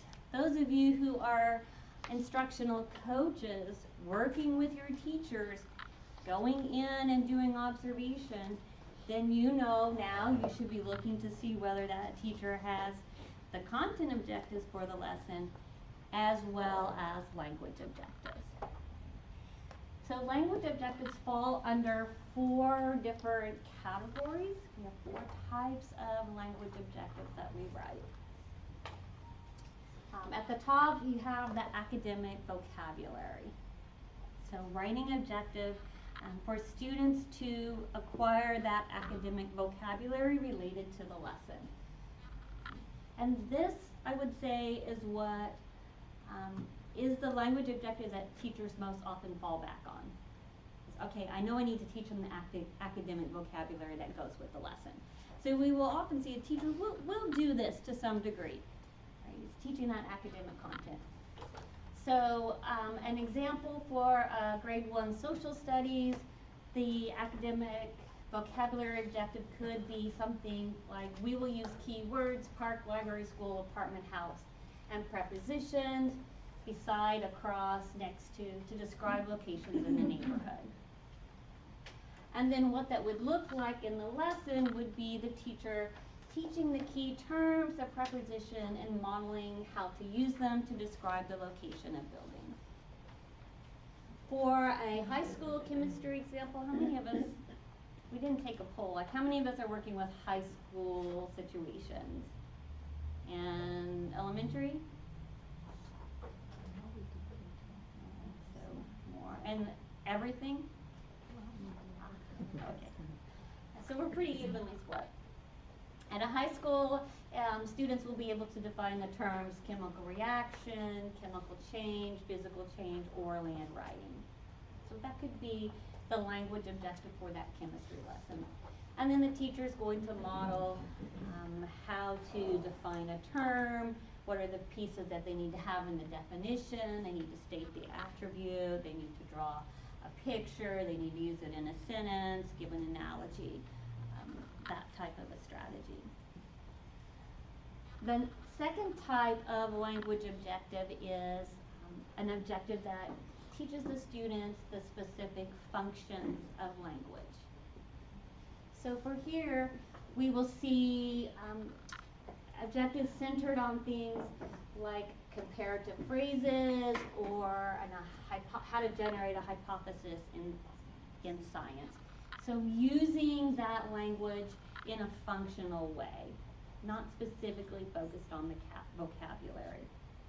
So going back to that first grade social studies lesson, the teacher using comparative language would show the students with a sentence frame, both blank and blank have blank, or this blank is alike or different from this other thing because, but we're teaching students how to compare items using the comparative language.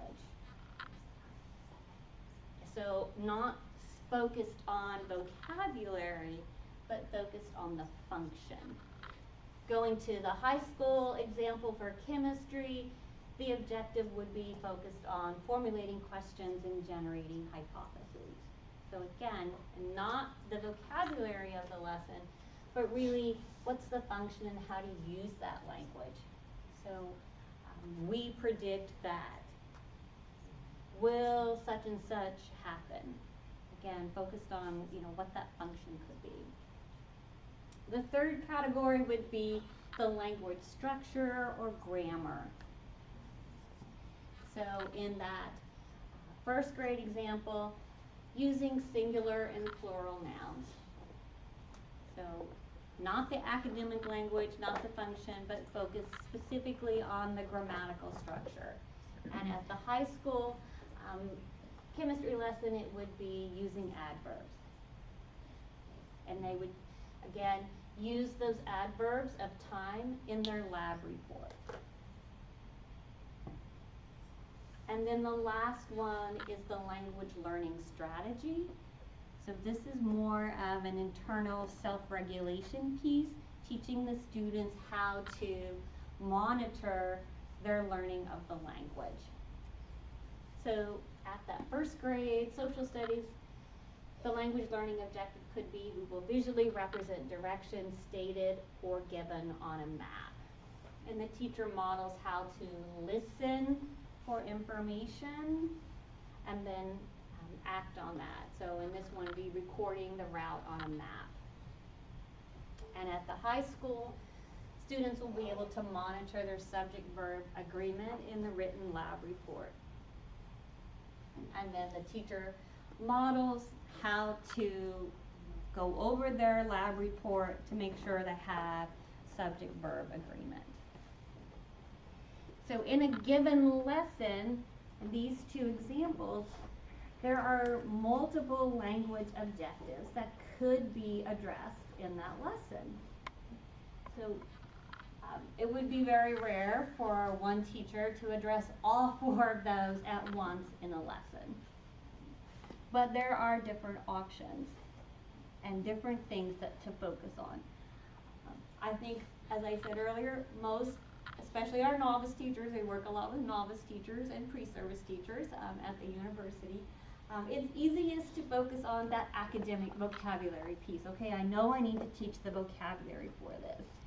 And so we need to stretch ourselves to not only focus on the vocabulary, but move further and think about the function and the grammatical structures of the language within that lesson. And this is where I think sometimes it's harder for us and we fall down. We tend to think that grammatical structures and functions of language, we teach those in isolation at language arts time when we're focused on, nouns and verbs. Or today we're doing adjectives and adverbs, and we only focus on that at one specific time of the day. But our emergent multilinguals and high quality instruction, we need to be focusing on that language in every subject of the day. Does that make sense? All right, ready for an activity? Okay, so there are 2 lessons in your packet. There is, looks like page 11 to 13 is a first grade science lesson. And then 14 to 16 is a middle school social studies lesson. So with your table group, choose the lesson that you want to work with. Take a look at it, read through, identify the content and language objectives that are there. Shouldn't be hard. There's the big headers, content objectives, language objectives. But what I want you to do is see if you can figure out where the language objective fits into, which category you think that goes in, and then challenge yourself to see if you can come up with another language objective in a different category. Okay? All right, we're going to take a few minutes and give you time to work through those. All right, it's a little awkward. Let's take a look at the 6th grade or the middle school lesson related to the Sumerians. How many of us took a look at this? I know 2 tables for certain took a look at this lesson. Oh, we took a look. Great. You want to share out some of your discussion around the language of that lesson and the specific language objectives? Sure. So we felt like the language objective was pretty vague, and we would want to define it further to include specifically what students should include when they're writing about one of the achievements. So whether that means including telling details, maybe sensory language, or we were looking at the chart that the County Office of Ed has compiled around the ELD standards. Mm-hmm. So we could focus maybe on a certain part of speech, like getting them to use adverbs or adjectives. So moving more into or including more information about the language structures, perhaps an objective related to the structure of language. The language objective that's there, where do you think that fits in our chart? The way it's written, it could fit right by the academic vocabulary part of it. Part of it could be on the language learning, the strategic, the strategies objective. It's just it's you really can't hard fit it. to tell, isn't it? It could be vocabulary, the academic vocabulary, if they use the academic vocabulary in their writing, but it doesn't say that anywhere. So it's hard to identify that. It's really broad. It's very broad, it's very generic. And we talked about, of course, SCOE puts out charting the ELD standards, which is so helpful with this. And we have our special ed department using it, we have our ELD team using it. Because I think a part of this, when we were discussing, was the teacher who wrote it on the lesson plan. I knew, looking at the lesson itself, I knew she had a great idea what she was going to do, but she just couldn't put it in words and put it in there. And so giving those prompts for teachers and having these bullets, so helpful. Because they already know this is what they're doing, but they just put it in words and make it intentional. Right, and so there was a really nice conversation at this table centered around, this is actually a very rich lesson, and there are a lot of opportunities for language development, but that is not well portrayed in the objective, the language objective that goes with that lesson. So that is a struggle for our teachers. And also at this table they were talking about using this chart as instructional coaches to work with their teachers as a prompt, showing them how to create the different types of language objectives that are going to be much more observable and measurable, right? The objective that's on the Sumerian lesson plan, it's going to be really hard to assess whether your student actually met that objective. So when we're thinking about All right, how do I know if this is a student who is a student with a disability or a student who is struggling because they're an emergent multilingual, and I want to look at the quality of instruction? Here's a piece that I can look at, right? What do their lessons look like? Do they have the academic and language objectives? What do those language objectives look like? Does this language objective that goes with that lesson, would you say it really focused on moving that student forward in their progression of acquiring English and using English in an academic context? Can you tell that from that list, from the objective that's written here? David. So,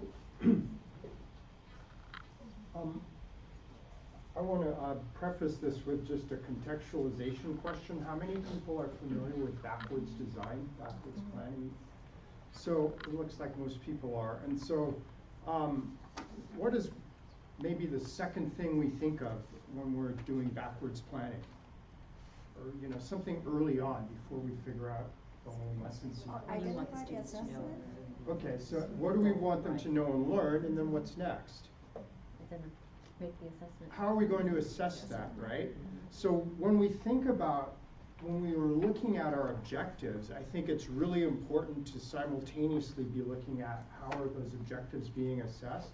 And so in this Sumerian example, on page 16, the review and assessment section, in terms of really thinking about how students are producing language in there, I see two instances. One is ask each student to write out one achievement learned during the lesson on the whiteboard provided and pass it on to the next student. So that's one way that they're, the notion of what are the achievements that it's being assessed. And then the other one, ask student, and it's not clear here really if every student is going to do this, then ask student to identify the most important achievement of all and justify their opinion.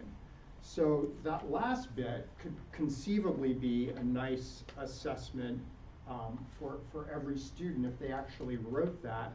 Then they'd be getting to a language skill and function objective in terms of justification. And they'd also probably be doing a strategy thing in terms of, well, let's see. I mean, you could make the argument that the achievement could be related to academic vocabulary because achievement in and of itself could be a key word. But anyway, I mean, the main issue that I'm trying to raise here is that it's important for us to think about assessments and objectives hand in hand. And I think it's important to think about specificity of the language objective. It's so we all have an understanding we want our students to read more and write more, so write paragraphs, write essays.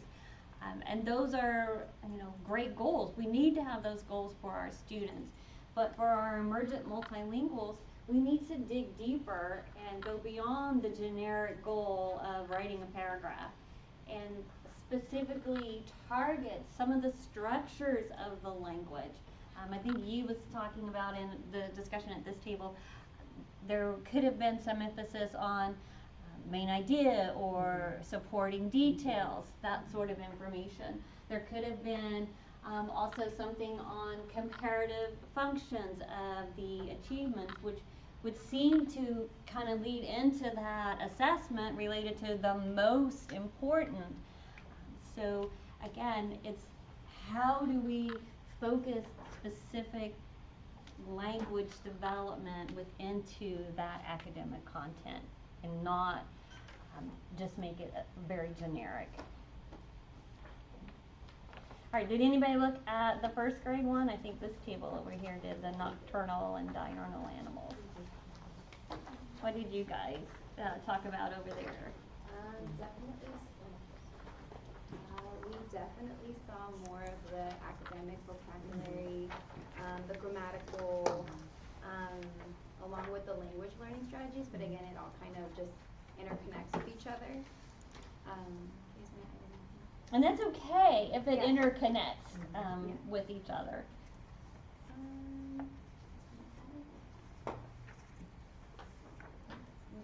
The first grade lesson has more strategies, more explicit for our emergent multilinguals. You see the use of sentence frames within the lesson. And there are some very specific examples of that. So when the first objective discuss their differences, so that would probably go into our language skills and function. And the teacher did, include that in the lesson with some of those sentence frames. The vocabulary. Do either of the lessons have some of that language learning, self-regulation, like monitoring their own language? Did you see that anywhere? There would be more on like the presentation side, kind of reading a book, presenting it to their peers. I think there was also another one where it said motivation, where they were the teachers asking the students who speak a native language such as Spanish to kind of translate what nocturnal and diurnal means in their native language. So I thought that was pretty neat to do. And the think, pair, and share, that was another great one as well. So going back to drawing in the native language or the L1, those cognates that might fit with the vocabulary, and you talked about the think, pair, share, the discourse, thinking back to what we did this morning around the Tier 1 framework. And so that's where you start to get the sense of the quality of instruction that's going on in that classroom. All right. Any other thoughts to share out? Anything from the back table back there? Other than David? I mean, I felt like when we were looking at the framework of the lesson plan, it kind of reminded me back about the work that we did last year through the performance tasks with the ELB standards to then identify opportunities for the interpretation versus the production targets and the production goals, and then being really able to break it down so that students who might be acquiring English at the various stages have those appropriate supports as well. So that helped me kind of reflect back on kind of the framework of the ELB standards. So I think you can see within those lessons, there's not necessarily a right or wrong language objective that you should be working on for any given lesson, right? Most of our lessons are going to have a rich opportunity to use any one of those categories, use multiple of those categories. And so as the teacher, as the instructional coach, we need to be thinking about, are we getting the breadth and the depth, or are all of our language objectives only focused on academic vocabulary, or are they very general, like what was in the Sumerian lesson? And are we really thinking about the specific structures and the functions and those regulation strategies where students are monitoring their own learning of the language? All right.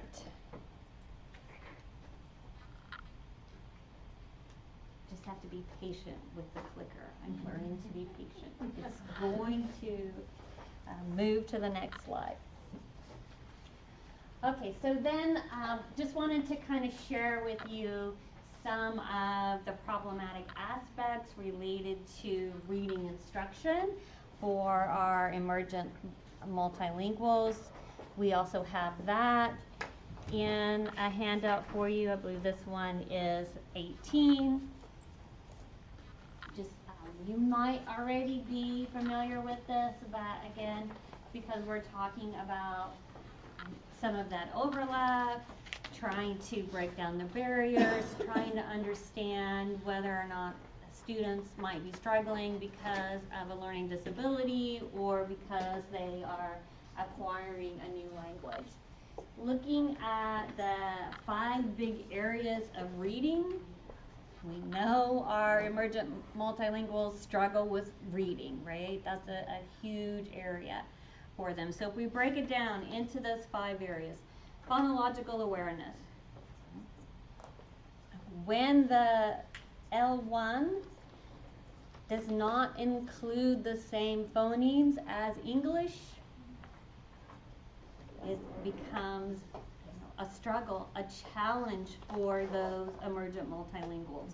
So for us, what seems like a skill that should be acquired relatively quickly, you can hear the difference between these sounds, you can make the difference between these sounds.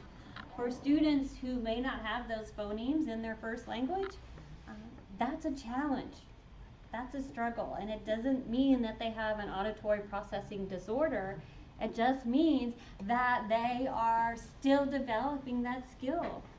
Their brain's not used to hearing the English phonemes, so it's going to take them longer, sometimes a lot longer. And then we also like to talk about what's the distance of the L1 from English. So how close is that language related to English? So our European language, they have some overlap in the same phonemes, right? But many of our Asian languages do not. There's no overlap. And so that is a real challenge for them to hear and be able to differentiate those sounds and make those sounds. Same thing with the alphabetical principle. Some L1s use many of the same letters of the alphabet that we use in English. So it may be that they only need to learn a few. But again, if you think about some of our Asian languages, they're not using the same alphabet at all. Fluency, we know fluency is a problem with our emergent multilinguals. They struggle with that. Trying to be able to speak the language and read it at a fluent pace. Right? So fluency impacts comprehension. If I'm not a fluent reader, that's going to impact my reading comprehension. What happens to students who struggle with fluency? Do they like to read aloud? Not so much. Oftentimes they'll try to get out of it, right? They'll go hide in the back of the room. They'll do anything rather than read aloud. And as teachers, we can sort of fall into that trap of, well, I don't want to make them read aloud in front of their friends to embarrass them. But we need to find other ways that they can develop those fluency skills. So for our emergent multilinguals who are struggling with fluency, we need to give them more and more and more opportunities to read aloud. Vocabulary, just developing that vocabulary, and then all the challenges related to prepositions and pronouns, words with multiple meanings, figurative language. We know that can be a challenge for our emergent multilinguals. And then all of that just kind of dumps into reading comprehension. If I can't make the sounds, I can't hear the sounds to put the sounds together to make words. If I can't read fluently, if I don't have strong vocabulary, I'm not going to understand what I'm reading. So you can't separate out the difference. All right. Oh yeah, this one.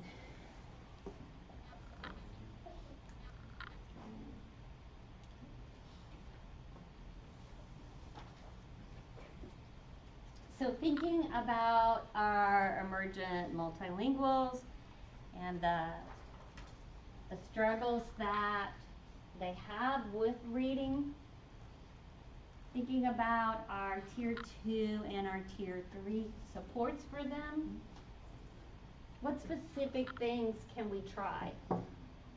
before we make that decision that this is a student who needs to be referred to special education.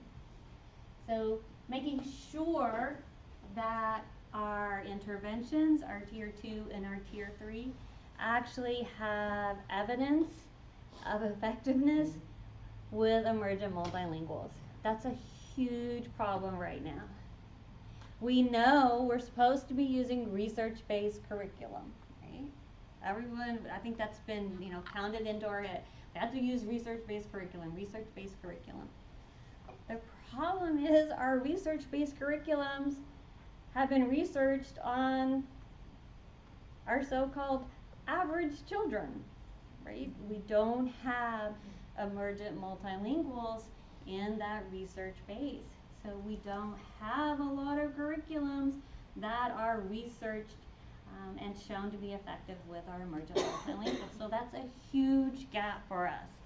So we can't be certain that that particular curriculum has actually been researched for this population once we go back and dig into the research and the technical manuals that go with the curriculum.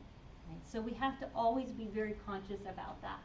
We have to, those of us who have access to our district personnel, always be talking to them about, all right, do we have curriculums that we know are researched with this population? We also need to think a key point of that we've been looking at is the delivery of that curriculum. Yes, the fidelity of implementation. And the tier 2 and tier 3, to have it be delivered by your highly qualified staff members. So you can't, usually it's either lack of resources or whatever.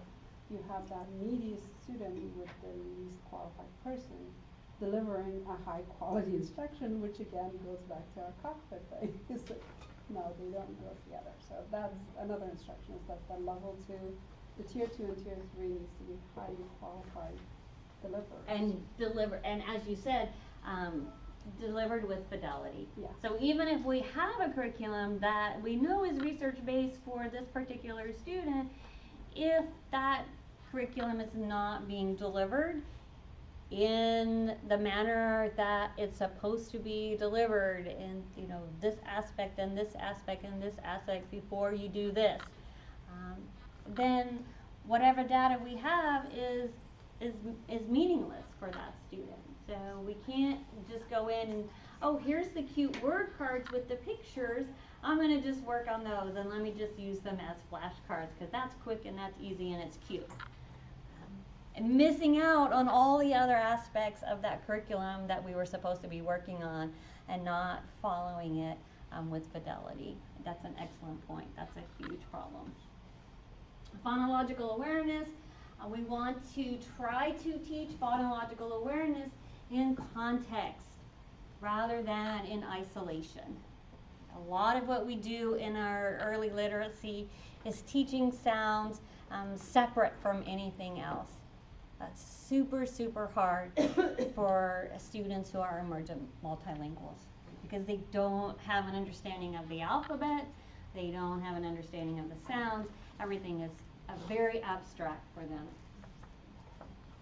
Try to increase our contextualization. So as we were talking a lot this morning, what's the context? How can we pull in the cultural background and the experiences of our students to help us develop their skills in reading, and as we provide that scaffolding for them to be able to develop that academic content. Fluency, we talked a little bit about. Our emergent multilinguals most often struggle with fluency. At the same time, research is showing that they get fewer opportunities to read aloud than our average, typically developing students. They should have more opportunities to read aloud and develop fluency, not less. So make sure that we're providing multiple ways for students to work on fluency. And then vocabulary, again, going back to teaching that into context rather than isolation. We so often, how do we teach sight words most often? Flashcard, exactly. Flashcard in isolation. So that has no meaning for our students who are emergent multilinguals. If they don't know that word, they're not going to get it by you holding it up on a card. We have to teach that within some sort of context for them.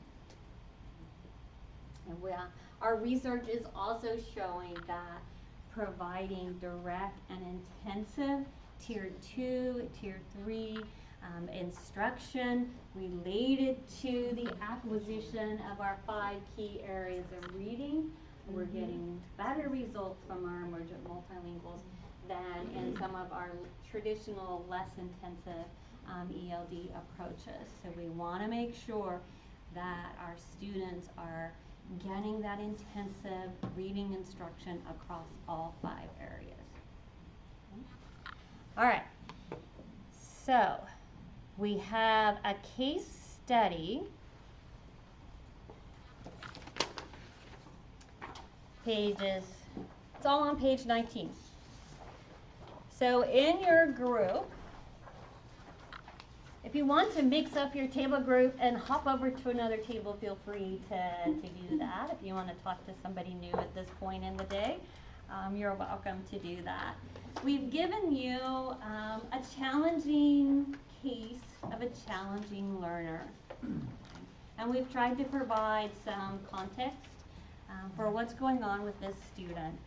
So read through the case study and then talk with your team. We have some questions for you at the bottom.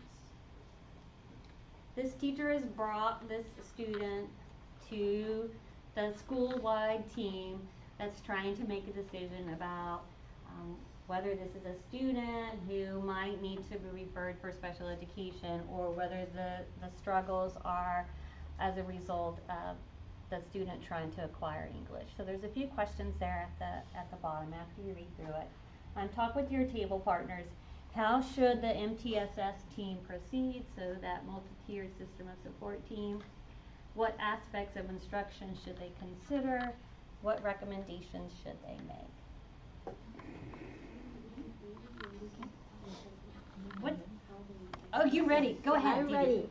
Okay, well, there's so much missing. We didn't even know where to start. So we took out our Tier 1 strategies. You got your Tier 1 strategies? Yay! And we looked and decided there's no contextualized learning at all whatsoever there. Growth mindset, we believe the student has it. There's definitely clues that the student definitely has it. Yes. But then there is this ceiling that is put there by the teacher. The teacher doesn't have it. Definitely needs much more scaffolding. The oral reading fluency is one thing that she is doing, but there are not multiple means of representation, and that needs to happen in order for her to demonstrate her learning. Then we popped over to discourse. There's very few opportunities for her to speak, to share what she knows with somebody else and vice versa. All right, what kind of instruction is the teacher delivering? Direct and oral. Oral, directive, and whole group instruction, right? Very clearly admits that that's what she does. After that, we went down to literacy, and it seems like she's providing a literacy task, but that's about where it stops. Is she clarifying vocabulary and symbols, syntax structure, key terms? We don't know that by what she just said, but obviously that implicit and explicit teaching needs to happen with her so that she can grow with that. So that was just in a nutshell. Anything I missed that you all want to say?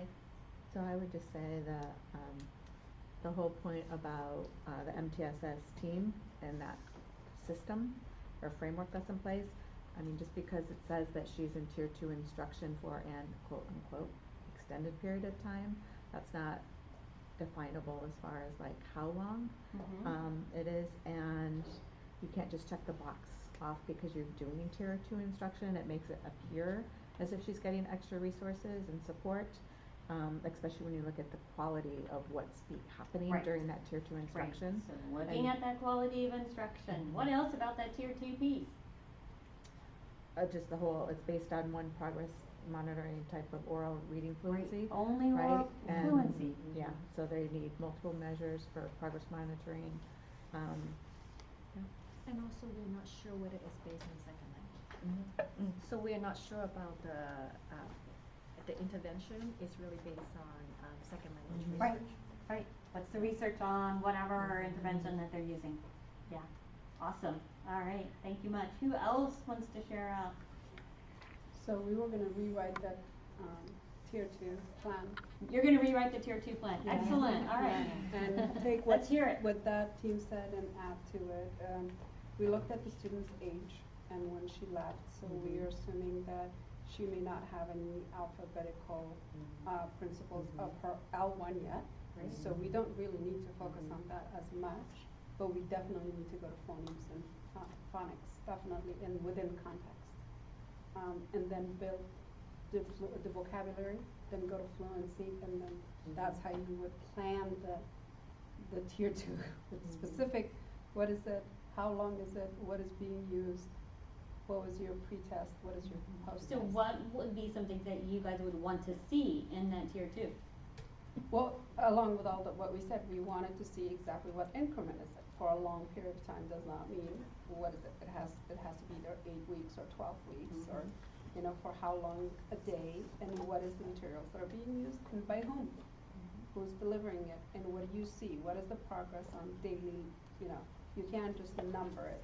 Right. And I think the way we looked at the oral fluency that they're doing, I think it's the same material that they're using for your regular EOs, for your online EOs, and what kind of scaffolding is in place for her to be. So it says nothing about the instruction delivered, but it says about what the students, you know, responded. And one of our earlier slides was also talking about what are the targets?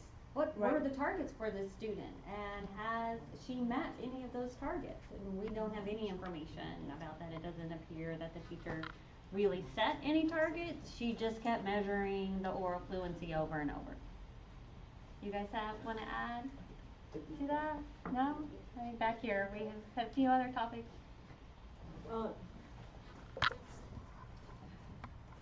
Something just occurred to me. Was your mic on when we were having our conversation? No, anyway, our offline conversation.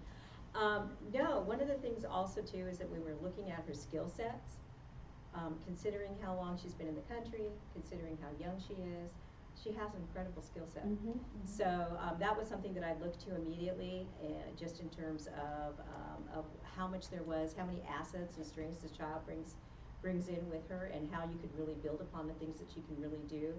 Obviously, she has, you know, if she uses the context clues to determine word meanings, I mean, that's incredible, you know, and there's a lot that this individual has that really should be built upon. So that was one of the first things that I noticed and thought about in terms of her instruction. There's just so much that can be done with this. And a lot of them are the things that you already talked about, you know, contextualizing things for her and using discourse and so on and so forth. But that was one of the things that really popped out to me, was the skill set that the student had and how much there is there that can really be used to build upon and really strengthen her skills. So. All right, so what recommendations would we make, just kind of collectively as a group? Rewrite Before that. So in addition to the issues with tier 2 and needing more definition and more understanding of the instruction that's happening and whether or not it's touching on other aspects of language and literacy development, we'd also want to look at tier 1. And I think that's been summarized, and having much more opportunity for discourse in the classroom, but then scaffolded with sentence strips, with guiding questions and so on. So that way she's not just then sitting and listening to other people talk, but she's actually practicing herself. They'll just build on one more thing. One of the things that we were talking about was literacy, and we really not sure the extent to which, if any, she was experiencing full text meaning making activities, for example, with read alouds or guided reading, any kind of literacy instruction, and clearly, given the assets that you identified, and that are here, she seems to be ready for that kind of instruction. All right, so I think we are all in agreement that there are many things that can occur in that classroom to improve the quality of instruction before this student is determined to be a student that needs a referral to special education. And now that you guys understand more about some of those aspects of instruction that maybe you should be looking for, whether you are a teacher developing your own practice, or you are working with teachers as an instructional coach or administrator, hopefully you have a better idea of how to communicate that now to some of your teachers. I know we're getting close to the end. The last slide is also a handout just kind of summarizing many of the things that we talked about today in consideration for your MTSS teams to help in that decision-making process. So you have that to take with you. One last thing we want you guys to do, I know people are like starting to get antsy, packing up their bags, I get it. Take a minute and think about how you're going to use what you learned today at your particular site. So what are your next steps? What are the pieces that you want to take back to your situation, whether that's your classroom or teachers that you are working with? And spend a minute thinking about it, and then sharing out one or two things with your neighbor about what you want to do next. Anybody want to share out something that they want to take back, try for themselves, try with a teacher that they're working with? Any personal growth objectives? This was a great refresher. Thank you. It was a wonderful refresher for me. And when you are out there in the field, you kind of forget to go back to school. So this was a really nice refresher alongside with PD options for people that I work with and my colleagues. So hopefully it triggered some things in your brain to make you think about, oh yeah, we need to focus on this or do a little work on the house. Right. Like, I mean, we all love going to conferences for that very reason, right? We get energized. We either learn something new or it refreshes us. Like, oh yeah, I knew that, but maybe I'm not using it enough in my own teaching. Or there's another way I can show that to the candidates that I'm working with. So, absolutely. Yeah, thank you for sharing that. Well, in our table, we find it really helpful, the information, especially for the Tier 1 framework, because we have always been thinking, UDL and then English learners, how can we make it work for both student population? So now we have this piece of valuable framework that we can use. Super. Anybody else?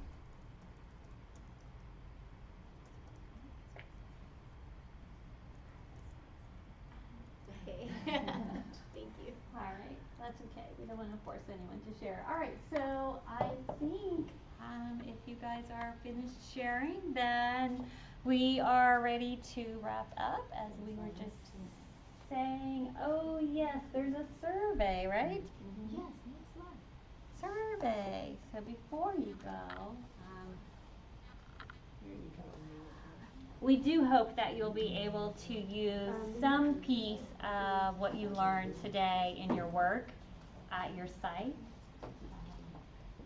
If you have questions, we're always happy to field emails, although we didn't put our emails on there. You can find us at San José State. Mine's probably the easiest, Lisa.Simpson. You can't forget that name, at sjsu.edu. We have paper copies. Of the survey, you have Yes. paper copies? Okay, so there are paper copies available if you could take a minute before you pack up to just give us some feedback. That'll help us as we perfect our presentation. It will help Kathy understand what types of PD are most beneficial for you. Yeah, I was just thinking about, I love the way that you did that you took the UDL and you took the EL and now I'm thinking with the high leverage practices that come Yes. out, I'm thinking I'm thinking of all the high leverage practices, how they would fit under and how great that would be. Yeah. Do you want to work on mapping that out? Let's do it. Well, to add to that, Yeah. we are trying to develop a state COE UDL network, and one of the priorities is to align UDL with the high leverage practices and the EL roadmap. The EL roadmap. So that so that people are more easily guided towards seeing the connections there and seeing it all works together, and it's not just another way of doing it. Exactly, dropping it. And the other piece of that you can do is if you start looking at one of the things that I because in Florida they did it with their administrator pieces also, and I was thinking that's where the CEDAR and all of that stuff's coming out of Florida. Stuff, exactly, that would be great to do that with the capsules, and also to look at the CSTPs and say, hey, this is where these high level practices fall, and where. Yeah. Right. And I think at the pre-service level too, even the little exercise where we talked about the commonality of strategies. So for our candidates coming out and for our novice teachers, it's so overwhelming to think, I have to do this for my students with autism, I have to do this for my students who are ELs, I have to do this, and understanding like how that all overlaps and what's good in a general way and how to reach a broader set of students and tie that into UDL, tie that into our emergent multilinguals. Just really we were talking about perfecting the art of our craft of teaching and the growth mindset of teaching for us as well. Well, thank you. This was great. Oh, thank you. Thank you. Thank you. I added our emails to the slide if anybody needs them.